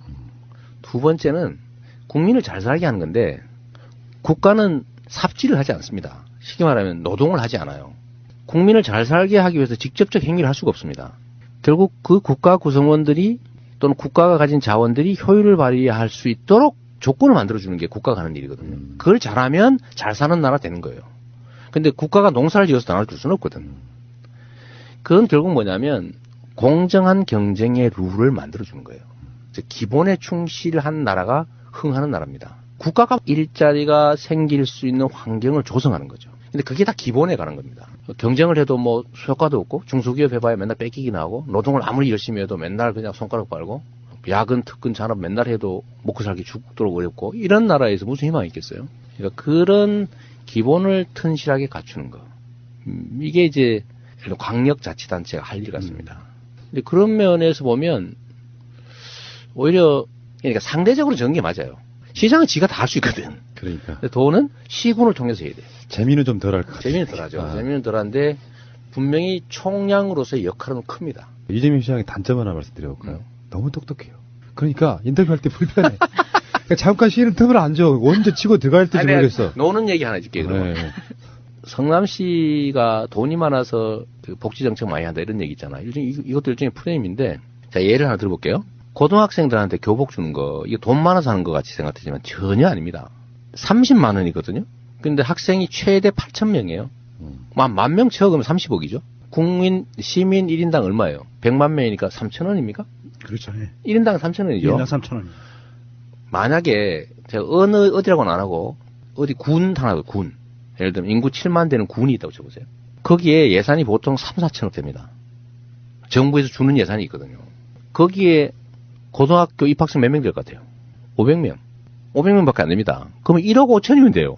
4천억 중에 1억 5천 못 만듭니까? 비율로 따지면 훨씬 더 적어요. 1인당 예산은. 예를 들면 청년배당은 그 얘기 되었는데 성남 100억 들거든요. 24세한테 100만 원씩 주느라고. 10,000명이니까. 그럼 아까 7만 되는 군에 24세 청년 몇 명 되겠어요? 그거 없잖아 시골이니까. 한 400명 되겠지. 그럼 4억이 4억. 4천억 중에 4억 얼마입니까? 0.1%입니다. 그럼 산후조리비 우리 50만 원씩 주는데 성남이 한 8,000명 정도 하니까 40억 좀 들죠. 근데 그 동네는 몇 명 낳겠어요? 300명도 안 나요. 100명도 안 될 것 같은데. 300명 쳐주면 그 1억 5천이야. 4천억 예상 중에서 1억 5천 없네 이거죠. 그러니까 이게 결국 마음 문제입니다. 근데 그런 건 예를 들면 도 단위에서 시행하기 너무 쉽지. 그러네요. 도에서 예를 들면 예산 부담 절반 해주고 시군이 절반 하라 그러면 그럼 거의 예산 안 들고 하는 거죠. 생각보다 복지 정책이 돈등이 아닙니다. 세력으로만 봐도 경기도라고 하는 상징적 서울을 둘러싸고 있는 최근에 남경필 지사가 서울하고 경기도를 함부로 묶는 정책 이런 것도 제안하고 있던데. 근데 진짜 그 얘기도 하나 있네. 네. 광역 서울도로 경기도를 서울에 편입하자 그거 아닙니까? 근데 첫째로는 경기도의 자긍심에 관한 문제입니다. 경기도는 경기도 이름을 쓴 지가 1000년이에요. 1000년 고도입니다. 올해가 정명천년, 그러니까 경기도 이름 지은 1000년이 됐네요. 네? 경기도 생긴 지 1000년이라고 쉽게 말하면 새로운 1000년을 시작해야 되는데 서울로 편입을 하자니 없애버리죠. 서울을 경기도로 편입해야지. 그래서 생각을 해도 그렇게 해야 되는 거죠. 경기도의 가장 심각한 문제는 정체성 부족입니다. 사람들이 경기도민이라고 생각하지 않아요. 서울 시민 아닌 사람 이렇게 생각해. 서울 시민이 아닌 성남 시민 이렇게 생각하는 거죠. 근데 이걸 경기도민으로 생각하게 해줘야 됩니다. 이게 지역 정체성이에요. 자긍심이죠. 그래서 그런 측면에서 완전히 반대로 가는 거고 경기도의 규제를 완화하자. 규제 완화의 방법으로 서울 광역도 얘기를 한 건데요. 그렇죠. 서울은 규제가 없냐? 아닙니다. 서울이라는 이유로 규제가 없고 서울이 아니어서 규제가 있는 게 아니고 필요하니까 규제가 있는 거예요. 근데 그렇게 경기도에 집중되어 있는 거죠. 왜냐하면 서울을 둘러싸고 있으니까. 그래서 이거 규제 완화의 방법으로 광역 서울도, 즉 서울에 합병해버리자. 이거는 옳지 않고 필요한 규제는 유지하고 불필요한 규제, 역차별을 만드는 규제, 비효율을 가져오는 규제 이런 규제들이 꽤 많아요. 예를 들면 북부의 과도한 군사보호구역이라든지 경기 동부의 과도한 상순보호구역이라든지 자연보존권역이라든지 이런 것들은 규제를 좀 완화해야죠. 근데 이걸 통째로 철폐하자. 서울로 만들어버리면 다 해결된다? 이거는 똑같이 홍준표류에 가깝습니다. 거짓말하면 통하겠지. 스피커 그거면 다 통하지 않을까 이런 기대를 하는 것 같은데 그 생각은 좀 버렸으면 좋겠어요. 확정 지역은 아니지만 지금 간 보고 계시는 거예요. 그런 표현 좀 하지 마. 그러니까 경기도지사 나간다고. 이문 간보기 이런 거 좀 하지 마. 100% 시장 나간다고 이야기를 안 하고 계시잖아요. 지금 현재는. 네. 그러니까 하는 거 보면 안 나가는 게 좀 이상해진 상황이 돼 있는데. 그렇죠. 네. 마지막으로 한 말씀만 여쭐게요. 지금 남경필 지사처럼 연정 이런 걸로 이렇게 이미지가 된 게 있잖아요. 내가 경기도지사가 되면 이거 하나만큼은 꼭 하고 싶다 하는 거. 사람들은 돈을 많이 벌기를 원하는 게 아니고요. 잘 살기를 바라는 겁니다.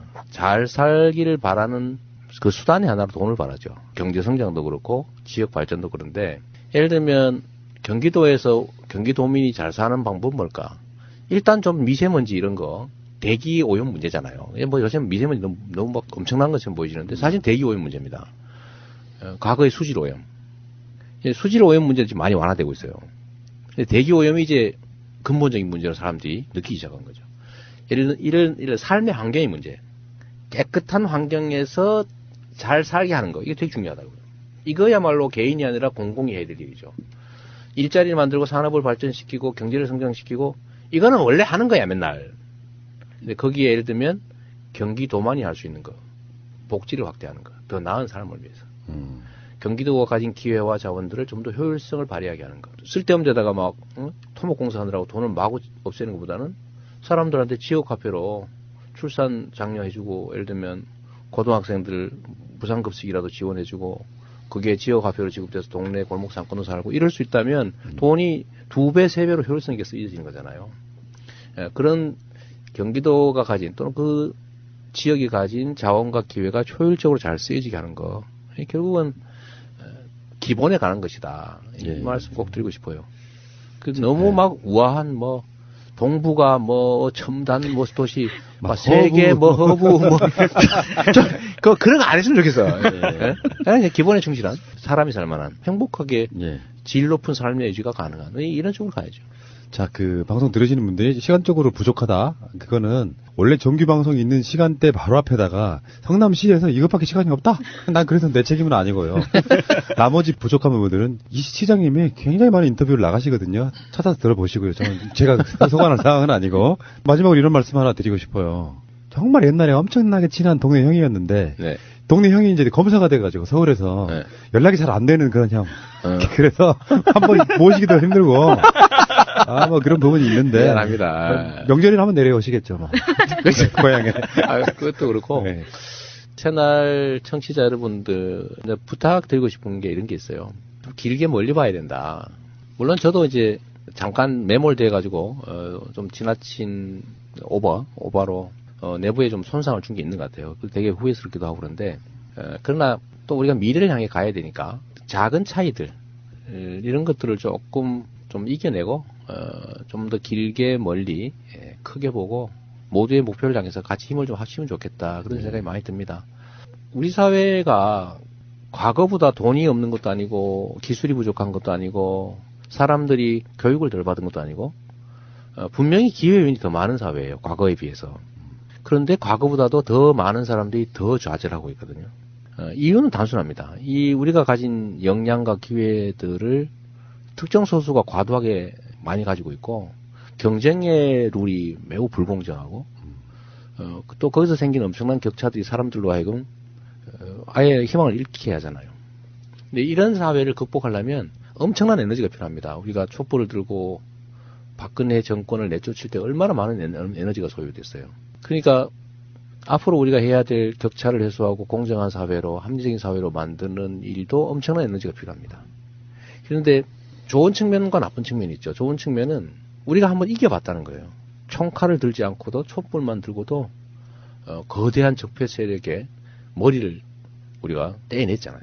이제 몸통이 남아있어서 파내야 되지만 그런 측면에서 우리는 승리의 경험이 있는 거예요. 앞으로도 우리가 의지를 갖고 함께 행동하면 만들 수 있다. 이런 희망이 있는 거고 또 하나는 이런 엄청난 에너지가 투여되지 않으면 바뀌지 않는다는 거예요. 지금 바로 반격하고 있잖아요. 저 사람들 신났다고 지금 도망가다가 지금 되돌아서 막 반격하고 있어요. 제가 이럴 때 우리가 어떤 태도를 취해야 되느냐. 우리가 단결해야죠. 전투는 끝나지 않았어요. 아직도 싸움은 끝나지 않아서 계속 싸워야 되는데 거기서 제일 중요한 요소는 우리의 단결이죠. 힘을 모으는 거예요. 서로 믿어주는 거죠. 그리고 적에 대해서 상대에 대해서 두려워하지 말아야 됩니다. 저는 홍준표나 뭐 최교일이나 이 사람들이 쏘는 총을 물총이라고 생각해요. 물총인데 맞아도 아무것도 아니야 사실은. 맞닥뜨리면. 근데 그걸 두려워하잖아요. 저거 맞으면 우리 죽는지도 모른다. 이 생각을 하고 피하지 않습니까? 저게 엄청난 무기가 되는 거예요. 그렇죠. 공포심. 네, 공포심이죠. 그래서 이 상대의 저항이라고 하는 게 실제로는 별거 아니다. 왜냐하면 그게 진리에도 어긋나고 상식에도 어긋나고 정의에도 어긋나는 잘못된 거니까. 그런데 왜 그들이 힘을 얻냐? 우리가 외면하기 때문이죠. 두려워하기 때문에 그런 거예요. 그래서 우리가 두려워하지 않고 외면하지 않고 우리가 힘을 합쳐서 맞닥뜨려서 대응하면 우리가 원하는 나라, 저는 그 나라에 갈 수 있다고 봐요. 제가 말하는 나라, 정치적으로 보면 지금은 부패하고 무능하고 부정의한 집단하고 좀 그래도 정상적인 좀 생활이 가능한 사회 만들자고 하는 이 상식적인 집단의 투쟁 단계라고 봅니다. 근데 그 사람들이 보수라고 그러고 우리는 진보로 몰리잖아요. 저는 몰린다고 보거든요. 우리 진보 아니에요. 우리 예를 들면 민주당 정도는 대개 중도 보수 정도라고 봐야 되는데 이제 저 사람들, 가짜 보수들, 적폐 세력들이 완전히 청산되고 나면 그 다음에 이제 새로운 장이 열리죠. 소위 제대로 된 보수, 정상적 보수, 제대로 된 진보 진영이 경쟁하는 관계가 올 겁니다. 그럴 때는 과거에는 쟤네들은 나쁜 길로, 나쁜 쪽으로 가자고 했고 우리는 좋은 쪽으로 가자고 하니까 타협의 여지가 없어요. 싸워야 돼. 나쁜 쪽으로 안 가려면. 그런데 우리가 앞으로는 다 좋은 쪽으로 가자는데 이 길을 통해서 좋은 쪽으로 길을 갈 거냐, 저 길을 통해서 좋은 쪽으로 갈 거냐의 경쟁 관계라면 사실 어딜 가도 상관없습니다. 그럴 때는 그야말로 대화가 가능하죠. 그게 합리적 경쟁 사회죠. 그래서 민주당 정도가 제대로 된 보수의 영역을 맡고 정의당이나 뭐 예를 들면 노동당이든 뭐 녹색당이든 이런 쪽들이 진보 영역을 맡아서 그 두 가지가 제대로 경쟁을 하면 나라가 비로소 정상적인 상태가 돼요. 제가 꿈꾸는 대한민국의 짧은 미래는 이런 겁니다. 그게 이번 지방선거, 다음 총선, 그 다음에 거기에 연동되어 있는 다음 대선이죠. 다음 총선과 대선은 사실 연동되어 있습니다. 그리고 지방선거도 다음 지방선거도 똑같죠. 사실 운명은 이번이 아니고 다음 총선입니다. 다음 총선과 대선에서 나라의 운명이 결정나겠죠. 비정상과 정상이 싸우는 그야말로 반지의 제왕 시대로 갈 거냐, 아니면 합리적 영역에서 방법을 달리하는 합리적 경쟁이 가능한 상식 사회가 될 거냐, 그 운명이 결정나는 다음 총선 대선입니다. 첫 번째가 이제 이번 지방선거니까 그래도 자신감 갖고 서로 믿어주고 손잡고 같이 가면 좋겠다, 그 말씀 꼭 드리고 싶어요. 시장님 이야기를 들으면 이런 생각이 들어요. 아까 농담처럼 적폐에 가보냐면은 너무 똑똑해. 어느 정도 머리에 그냥 개념만 갖추고 적당하게 이렇게 해야 되는데 너무 똑똑해요. 이게 이재명 시장이 버려야 될 가장 최고의 적폐입니다. 너무 똑똑해. 아니, 그 대한민국 이 똑똑한 유권자들의 위임을 받아서 시정, 도정, 국정을 펼쳐나가려면 똑똑하지 않으면 안 돼요. 하긴 뭐. 똑똑한 머리 나쁜 데 쓰는 것보단 나아. 그렇습니다. 그렇죠. 예, 정리할게요. 추운 겨울, 눈 내리는 날, 좀 시간이 좀 부족하긴 해요. 보통 인터뷰 같으면 한 2-3시간 할 텐데, 딱 이 시간밖에 없다고 잡아주면 내가 뭐 방법이 없는 상태 아니겠습니까? 네. 어쨌건 시장님과의 오랜만에 만남, 정말 즐거웠고요. 네. 가끔씩 명절에 내려오세요. 아, 그럴게요? 네. 명절에 좀 놀러 와. 알겠습니다. 성남으로 오면 촬영도 쉽고 방송 처리도 다 있는데 말이에요. 아, 그러네. 그럼 출장 한번 갈게요. 알겠습니다. 감사드리고요. 다음에 또 뵙겠습니다. 고맙습니다. 네, 감사합니다. 새해 복 많이 받으세요. 예.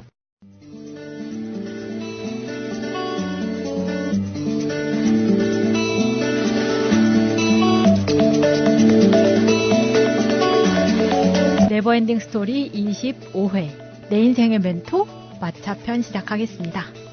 저는 친가나 외가에서 제가 첫째예요. 아빠도 첫째, 엄마도 첫째. 그래서 제가 첫째. 전체에서 네. 맞아요. 네. 와 부담. 완전 부담이죠. 와 부담. 근데 우리 엄마가 이제 서울에서 광주로 시집을 간 다음에 되게 힘들게 저를 낳은 거예요. 그러니까 제가 처음 뭐 임신은 성공해서 낳은 게 아니라 막 몇 번째. 그래서 이제 처음에 서울에서 계속 직장 생활을 할 때는 애가 안 생기니까 저를 낳기 전에 우리 집이 이제 서교동에 있었는데 홍대 앞에. 근데 거기 보면은 홀트 아동복지회가 있어요. 지금도 있어요. 네. 그 엄마랑 아빠랑 손잡고 거기 가서 항상 입양을 고민하고 막 그랬었다는 거예요. 안 생기니까. 훌륭하신 분들이네요. 그때 당시에는 입양이 쉽지 않잖아요. 그렇죠. 그러다가 제가 태어났었기 때문에, 그러니까 친가 외가 쪽으로는 막 엄청 막 난리가 났었을 거예요. 그래서 발이 땅에 안 닿고서 그렇게 됐구나. 그렇겠네요. 귀하니까. 예. 처음에는 그랬었죠. 근데 저는 크면서 언니나 오빠가 없으니까 언니 오빠 있는 애들이 너무 부러운 거예요.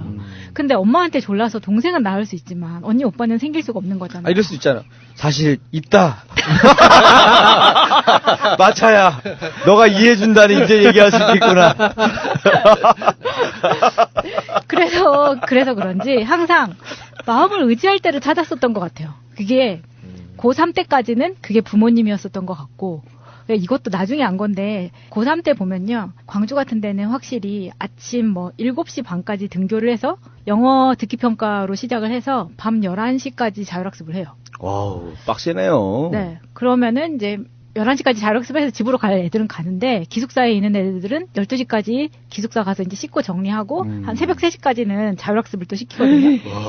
새벽 3시까지는 그때는 다 자야 되는 시간이지 꼭 남아있어야 되는 시간은 아니에요. 거의 명문 학교예요? 유명한 데인가 본데? 사립은 그래요. 정말 광주는. 이해할 수가 없네요. 그 학구열 때문에. 보통 해가 지면은 술 한잔하고 막 이렇게 해야 되는 건데. 그러니까 새벽까지. 자율학습을 12시까지 하고. 인권 문제, 인권 탄압이에요. 그렇죠. 그때 그래서 그런 고민을 되게 많이 했어요. 왜냐면 서울에 있는 내 친구들, 그러니까 제가 PC통신을 했었으니까 서울에 친구들이 있었던 거예요. 강남 8학군에. 근데 8학군에 있는 애들도 저처럼은 하지 않는 거예요. 그렇게까지는 안 해요. 새벽 막 3시까지. 그러니까 오히려 얘네는 사교육이 있으니까 5시에 끝나고 학원을 가긴 가는데 우리는 학교를 그렇게 잡아두잖아요. 지금은 그렇게 못 하잖아요, 법적으로. 못해요, 지금은. 할 수 있나요, 지금도? 모르겠어요. 기숙학원에서 안 될 것 같은데, 그런 데도. 네, 자율학습을 자율적으로 하라고 시키면서 그때는 거의 반강제였으니까. 그래도 보통 우리 남학생들도 9시인가까지 하고 보통 갔거든요, 집에. 아니, 제가 다녔던 학교는 12시까지 자율학습을 했는데 12시. 저 절대 한 적이 없습니다. 진짜 자율학습인가 봐요? 피를 흘리더라도 자율학습이니까. 우리는 다음날 개같이 맞아서 피를 흘리더라도 저는 거부하고 나갔죠. 근데 너무 웃긴 게 뭐냐면 다음날 선생님들이 어제 자율학습 때 그냥 간 사람 나와! 때려요. 맞아요. 말은 자율학습인데 맞네요. 간 사람 나오라고 때린단 말이에요. 근데 제가 그렇게 매일 맞았어요. 그래서 엉덩이가 지금 빵빵하죠. 너무 많이 맞아가지고. 저도 그렇게 맞은 적은 한 번 있어요. 잠깐 생각이 나서 얘기를 하자면 여학생들은 추우니까 겨울에는 까만 스타킹, 여름에는 하얀 스타킹이나 살색 스타킹 이렇게 정해져 있잖아요. 근데 스타킹만 신으면 추우니까 스타킹을 신고 그 위에 쫄바지를 입고 이제 학교 가면 그 위에 체육복 바지를 입고 그리고 이제 교복이 치마니까 그 위에 치마를 이렇게 입고 여고생 스타일. 요고생 딱 요고생 스타일이에요. 네. 근데 안에 체육복 바지를 입었다고 물리 선생님이 대걸레 자리로 저를 때린 거예요. 이제. 미친 새끼네. 근데 그 충격이 안 가셔가지고 학교에서 그게 너무 분해가지고 30분을 정말 오열을 하고 아빠한테 전화해서 아빠 보고 당장 데려오라고. 제가 고등학교 때 그 이후로 맞은 여자친구가, 그러니까 사귀는 여자친구가 아니라 우리 그룹에서 같이 놀던 친구가 선생님한테 그 이후로 맞았다는 거예요. 그래서 우리가 그 선생님 차를, 그 유리창을 2개 부셨어요. 아니, 그거를 입으면 안 되는 거예요? 몰라요. 그러니까 모르겠는데 그런 교칙이 있다는 것도 인정 못 하겠고 그것 때문에 아이를 때렸다는 것도 인정 못 해가지고 우리들끼리 어떻게 그 개새끼를 어떻게 복수를 할까 하다가 차를 찾아서 그 연문 2개를 유리창을 나도 이런 친구가 있었어야 되는데. 앞유리를 깼어야 되는데. 그것까지 몰라서 고등학교 때는 그냥 눈에 보이는 거 아무나 그냥 깨고 도망갔죠. 지금 생각하면 체육 바지를 안에 입지 못하게 하는 거는 보기 싫다고 입지 말게 하는 거예요. 내가 봐서 그 선생님이 약간 좀 스타킹 매니아였던 것 같아요. 근데 그게 약간 스타킹을 보려고 그거를 자기 그거 보려고 수업 시간만 기다렸는데 입고 있으니까 화가 난 거죠. 근데 그게 약간 교칙처럼 모든 학생들을 못 입게 하는 거라서. 그러면 네, 근데 추운데 어떡해. 왜냐면 지금은 학생들 학교 가면은요, 냉난방 되게 잘 돼 있잖아요. 그때 당시 우리는 학교에 에어컨 없었거든요. 네. 그런 거 없죠. 에어컨 없었죠, 학교 다닐 때. 기억이 안 나는데. 네, 에어컨 당연히 에어컨 없어요. 선풍기만 틀었던 것 같아. 맞아. 그리고 그렇다고 해서 난방이 잘 됐겠냐고. 난방도 안 됐었단 말이에요, 그때는. 그때는 이제 난방 뒤에 이제 우리 때 막 한참 달아줄 때요. 그 전기 히터인가 뭐 달아줄 때요. 그래요? 전기 히터도 없었어요. 이거 할 때였었어요. 사립이었는데도 불구하고. 남쪽 나라는 그런 거 없어요. 그래요? 대신에 이제 아빠가 쫓아와가지고 그 선생님하고 면담을 아빠랑 하고 나더니 그 선생님이 그 다음날 굉장히 미안해하면서 그러니까 더 그게 열받는 거예요. 차라리 그냥 자기는 교칙대로 했다라고 하면 되는데 아빠가 쫓아왔다고 그 다음날 나한테 미안하다고 하는 게 더 괘씸했던 거죠. 당당하지 못했네요. 그러네. 왜냐하면 거기는 지역사회이다 보니까 아빠 고등학교 후배 이 횟수로 따지면 막 이렇게 되니까 금방 고개를 숙이더라고요. 그리고 사실은 지금 생각해보면 경고를 할 수 있는 거 아니에요. 잊지 말아라. 한두 번 해서 안 되니까 그러긴 했겠죠. 근데 체육복 맞이 입는 게 뭐가 잘못이냐고. 아니, 두 번 경고를 했는데도 그렇게 한 거예요? 아, 추운데 그럼 어떡해. 옛날에는 경고 없이 많이 맞았잖아요. 좀 아까 맞을 짓을 좀 한 것 같은데 가만히 듣다 보니 이래서 평상시에? 사람 얘기는 끝까지 들어봐야 돼. 평상시에 좀 지켰나요? 아니 경고를 많이 했대요. 입지 마라 마차야. 아니 나만 입은 것도 아닌데 내가 재수없이 걸린 거지 교무실 앞에 지나가다가. 하필이면. 근데 애들이 추우니까 다 입는 건데. 그렇지 않아요? 이렇게 얘기하니까 또 달라지네 또. 설득이 돼요? 이래서 판사 검사가 힘들구나. 이해가 되네. 얘 얘기 들으면 얘 얘기가 맞는 거. 이 사람 얘기 들으면 이 사람 얘기가 맞는 것 같고.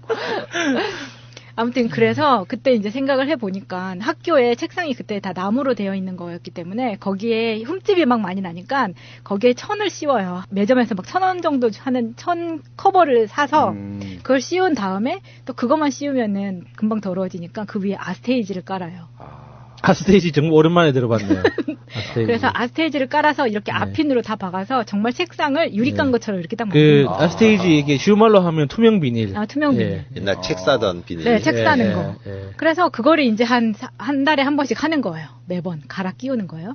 근데 그때마다 그 책상 밑에 내가 어떤 학교를 가고 싶은지 그리고 내가 무슨 각오로 공부를 해야 되는지 막 이런 걸 쓰는 거예요. 이제.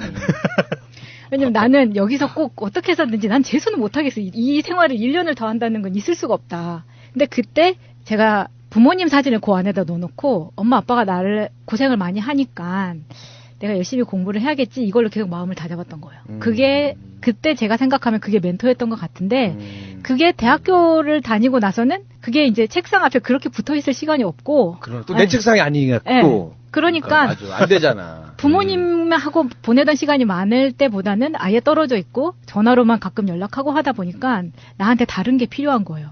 그래서 그때 성당을 나가기 시작했던 거죠. 450. 예수 오빠. 그래서 성당 오빠 사진을 지갑에 넣고 다니면서 이렇게 연결이 되네요. 지갑에 넣고 다닌 적은 없어요. 네.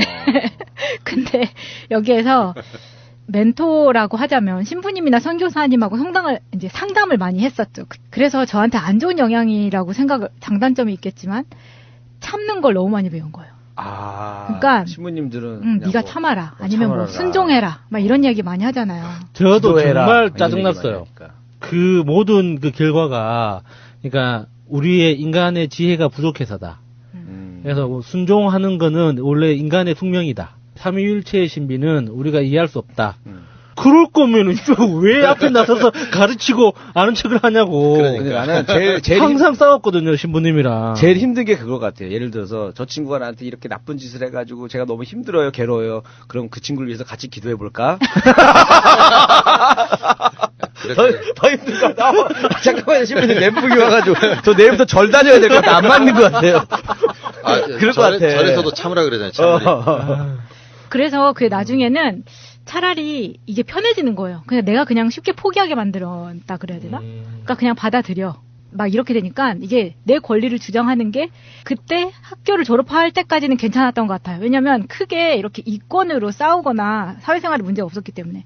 근데 이게 회사를 다니고 직장 생활을 하면서는 이게 되게 안 좋은 거예요. 그러니까 내가 져주는 게 이 사람하고의 어떤 알력 싸움에 있어서 되게 바보같이, 그러니까 너무 약점을 먼저 드러내면 계속 직장 생활에서 도태되는 거? 약간 이렇게 되니까 종교가 나한테 줬던 게 뭐랄까 카테고리마다 다른가? 그러니까 집에서 예를 들어서 그냥 완전 전업주부라던가 전투적으로 살지 않아도 되는 사람은 순종하라고 하면 순종하면 될 것 같은데 지금 전업주부가 얼마나 전문직인데 해야 될 게 얼마나 많고 알아야 될 게 얼마나 많아요. 아니 뭐 그거에 대해서 비하라는 게 아니라 약간 싸움을 피하기 위해서 순종을 할 수도 있고 약간 포기를 할 수도 있잖아요. 근데 내가 직장생활에서는 이 부장을 죽여야겠어. 근데 하느님은 순종하라고 해. 그럼 내가 이 부장을 용서를 해야 되나? 실제로 죽이면 안 되죠. 이렇게 하지. 신부님은 마차야 원수도 사랑하라고 했어. 하나님께서 그렇게 얘기하셨단다 하면서.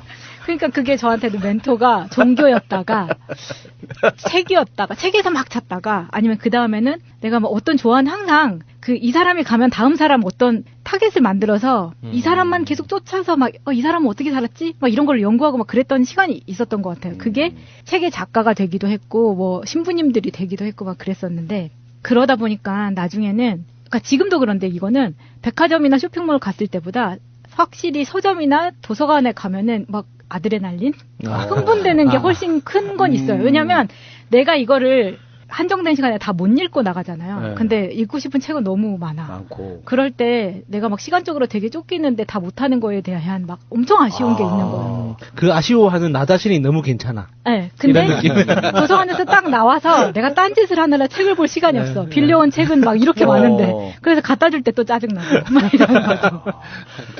그러면 이 세 분은 약간 좀 그런 공통점이 있네. 서점 가면 약간 다 흥분하시죠? 세 분 다.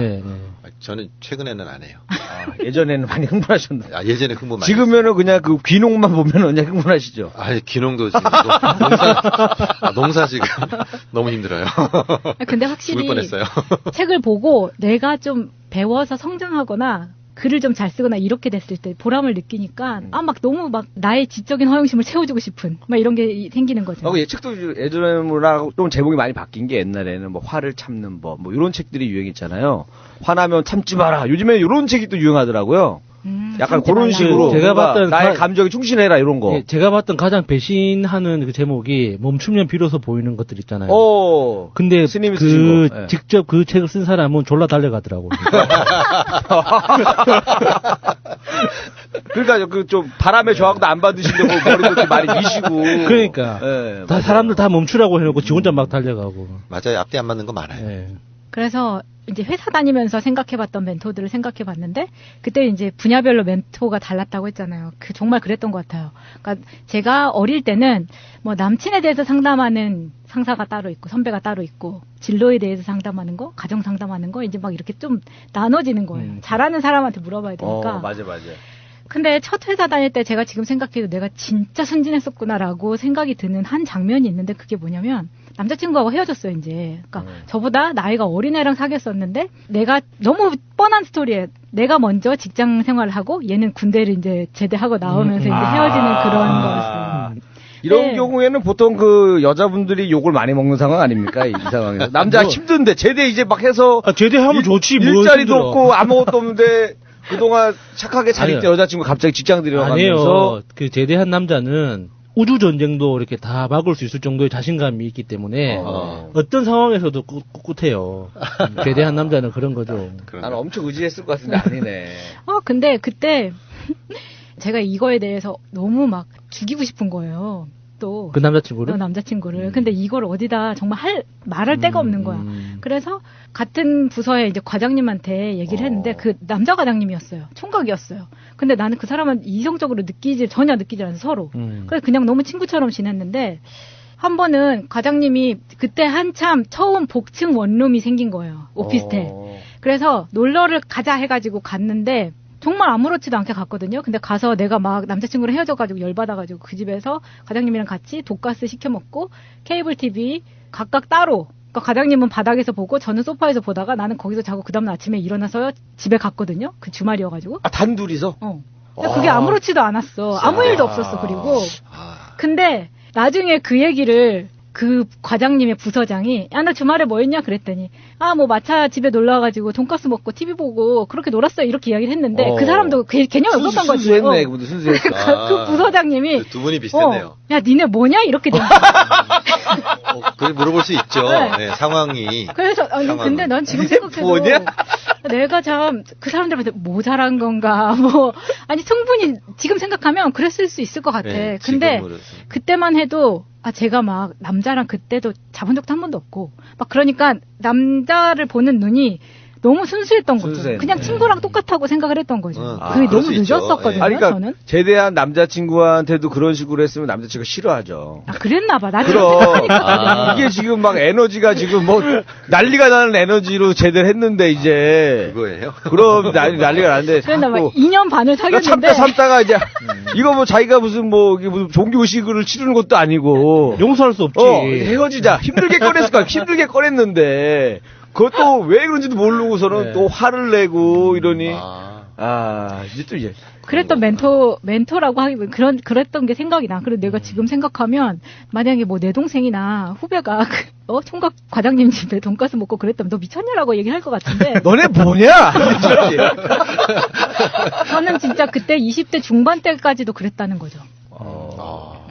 근데 최근에 와서는 제가 이제 네스에서 얘기도 많이 했었지만 뭔가 풍파를 되게 막 겪었잖아요. 그렇게 와서 이제 새해가 날아든다 녹음실에 왔다 갔다 하기 시작한 게 저는 그렇게 길지는 않아요. 처음에 왔을 때도 몇 년 됐잖아요, 그래도. 아니에요. 처음에 왔을 때 인터뷰 제가 프랑스에서 왔다고 해가지고 그냥 정말 애청자로 인터뷰했을 때가 2015년 말이거든요. 그리고 오래됐네요. 그러니까 몇년 2015년 됐네. 말이면. 그 다음에 제가 고정으로 나온 거는 그 다음 해예요. 근데 그때만 해도 판 언니라던가 뭐 희락이 언니 막 이런 쟁쟁한 언니들이 많았기 때문에 제가 여기 같이 앉아 있어도 제가 말하는 타임은 정말 없었어요. 예, 목소리 듣기 힘들었죠. 그래서 저는 매번 너무 할 말이 없고 여기서 말 한마디 하기 힘든데 내가 계속 여기를 나와야 되나 이런 생각이 자괴감이 되게 많이 들었었단 말이에요. 그때도 그런 생각했었어요. 내가 여기서 사람들을 약간이라도 조금 웃기는 거를 해보려면 6개월은 있어야 될 텐데 내가 버틸 수 있을까? 약간 이런 생각을 했었거든요. 제가 이렇게까지 새날 방송에 많이 나오게 될 거라고는 생각을 하지 않았기 때문에. 벌써 횟수로도 2, 3년 된 거잖아요. 네, 따져보니까. 그러니까요. 오래 하셨네. 근데 정말 본격적으로 나오기 시작했던 거는 작년이었죠. 그랬는데 얘기하고 싶은 거는 최근에 제가 항상 너무 바쁘지만 그 시간을 살짝 쪼개가지고 제가 항상 멘토라고 하면 본인은 싫어하겠지만 질문을 많이 하는 사람이 푸나님이에요. 근데 항상 제가 너무 많이 혼나고 너무 무섭고. 예, 영업 비밀 아니에요? 제가 여기 푸나님 듣고 있을 텐데 지금 유일하게 제일 재밌게 듣는 방송이라 하셨는데. 푸나님 이거 편집하세요 이거. 내가 편집할 거야. 제가 이 평일 방송할 때 야수님이랑 방송할 때 야수님은 알 거예요. 제가 안녕하세요 마차입니다 이거 하잖아요. 하기 전까지도 푸나님한테 엄청 혼나고 방송 딱 시작하면 안녕하세요 마차입니다 이렇게 한다는 걸 여러분은 아셔야 됩니다. 원래 PD가 제일 무섭죠. 네. 그래서 멘토가 지금 또 푸나님이. 지금은 왜냐면 제가 방송을 들을 때 봤던 푸나님하고 실제로 만나보는 푸나님하고는 정말 달라요. 그런 거 느끼시죠? 느꼈죠. 뭔가 고수의 느낌 이런 게 있어요. 있어요. 포스가 있어요. 근데 그게 저는 뭐 철학과 신념이 있는 사람은 다르다는 거를 그러니까 학교에서 선배로 만나봤던 사람들 중에도 없었고 사회생활을 하면서도 없었는데 여기 와서 정말 특이한 사람을 만난 거예요. 그렇다고 해서 돈을 쫓는 것도 아니고 뭐 어디에 꽂혀가지고 미친 듯이 달려가는 것도 아니고 근데 항상 객관적이고 냉철한 시각으로 어떻게 해야 될지를 그냥 너무 쿨하게 가르쳐주는 거죠. 저번에 야수님이 그랬잖아요. 그냥 우리나라 사람들 완벽주의자니까 그냥 먼저 시작하라고 그 얘기를 했었잖아요. 근데 제가 집에서 그 방송을 다시 들으면서 저에 대해서 반성했던 게 그런 거예요. 야수님이 최근에 저한테 이거 한번 시작해보세요라고 말하는 것들이 있거든요. 근데 저는 무슨 고민을 하냐면 그거를 계획을 짜려면 나는 예쁜 다이어리를 사야 돼. 다이어리 사고 책상 또 꾸며야 되고 또 추우니까 또 책 바지 입고서 또 앉아야 되고 오래 넣어야 되고 오래 걸리네. 근데 그런 것들을 이제 제가 지금 반성을 많이 하는데 왜냐면 거기에 제가 그렇게 쓸데없이 시간을 많이 쓴다는 것도조차 몰랐었기 때문에 다 갖춰져야지만 시작을 한다고 생각해서 근데 그런 것들을 이제 야수님한테도 물어보는 것들이 있고 푸나님한테도 물어보는 것들이 있고 근데 야수님은 이제 최근에 조인을 하셨으니까 근데 푸나님한테는 제가 그렇게 야단을 맞아 가면서지만 뭔가 지금의 저의 방송에서의 캐릭터의 80%는 푸나님이 만들어주신 거기 때문에 방송에서도 그렇지만 저희 회사라던가 제품 마케팅이라던가 이런 거에 대해서도 굉장히 도움을 많이 받았어요, 제가. 그러다 보니까 푸나님 예전에 뭐 하셨어요? 라는 궁금증이 생기잖아요. 지금 본인은 밝히지 않은 것들이 되게 많은 거예요. 야, 이거 예전에 그 라이언 일병 구하기 보면은 그 톰 행크스한테 전에 직업이 뭐였어요? 자기들끼리 막 내기했다고 막 이런 내용이 나와요. 안 죽으니까. 알고 봤더니 학교 선생님이었다 그랬거든. 계속 안 죽었잖아요. 애들이 다 놀랬거든 그때 그 얘기 듣고. 그러니까 그런 거를 막 내놓고 자랑하고 그런 스타일이 아니니까 그냥 그런 걸 발견할 때마다 되게 놀라는 거죠. 저도 푸나님한테 그 하나 받은 건 뭐냐면은 뭐 계속 이제 뭐 저도 팟캐스트 했다고 했는데 사실 저도 예전에 이제 농사 짓고 막 이러면서 이제 마음이 막 답답하잖아요. 그때 어딘가 좀 질러보고 싶다. 이제 나도 팟캐스트를 하고 싶다라는 생각을 했어요. 뭐 꼭 귀농이 아니라도 제가 하고 싶었던 말을. 근데 그거를 안 한 게 한 3, 4년 되는 거예요, 사실은요. 그러다가 이제 그때 새날 그 네스 첫 방송하고 막 그때 그 광고 듣고 이메일을 제가 지원을 했죠. 그리고 와서 이제 스튜디오를 딱 보는 순간 야, 여기서 이게 이루어졌었구나 하는 생각이 딱 들면서 그냥 하지 않아도 이렇게 된 거죠. 뭔가 감동이 있죠. 스튜디오 딱 들어왔을 때 저는 그때 되게 엄혹한 시기였잖아요. 예, 그때 그랬어요. 저는 그때 그 메인 4인방 나오는 방송에 저는 처음 구경을 왔다가 그 다음에 인터뷰에서 이제 사전 답사로 왔는데 이 사람들이 너무 힘들게 방송할 것 같고 먹고 자지도 못할 것 같아가지고 먹을 거를 정말 바리바리 싸들고 왔었거든요. 그러고 와서 딱 들어왔을 때 찾기도 너무 힘들잖아요. 뭔가 상해 임시정부에 들어오는 듯한 정말 그런 느낌을 받았었어요. 내가 정말 대단한 데에 들어왔구나라는 생각을 했었거든요. 그러니까 일단은 뭐 야수님 말씀대로 그냥 일단 한번 해보자라는 용기를 갖게 해주는 데 같고 이게 이 정도까지 오는 것도 그 열정이 있잖아요. 야, 저 정도면은 정말 본받을만 하다. 예, 그 생각을 하면서 저도 그 마이크를 꺼낸 거죠. 집에 마이크 하나 있었거든요. 그러니까 저였었으면 그냥 밭에 가서 혼자 떠드시면 되잖아요. 그게 답답하시면 이렇게 할 것 같은데 또 방송할 길. 사실 이거 푸나님이 들으면 굉장히 얼굴 막 후끈후끈거리다고 할 것 같아서 성편집 다 하시고 그래서 그러겠는데 이쯤에서 이제 야수님이 이제 디스 한번 가야죠. 이제. 멘티도 이렇게 더 좋은 멘토가 되려면 디스 좀 받아야 되거든요. 그렇게 하고 싶은데 시간이 다 됐네요. 다 됐다. 예. 시간이 살렸네. 엄청 많이 준비해놨는데, 네, 시간이 살렸습니다. 자, 오늘, 우리 네스의 주제, 나의 멘토에 대해서 이야기했는데, 여러분들은 멘토 하면 어떤 분이 떠오르십니까? 지금까지 네스였습니다.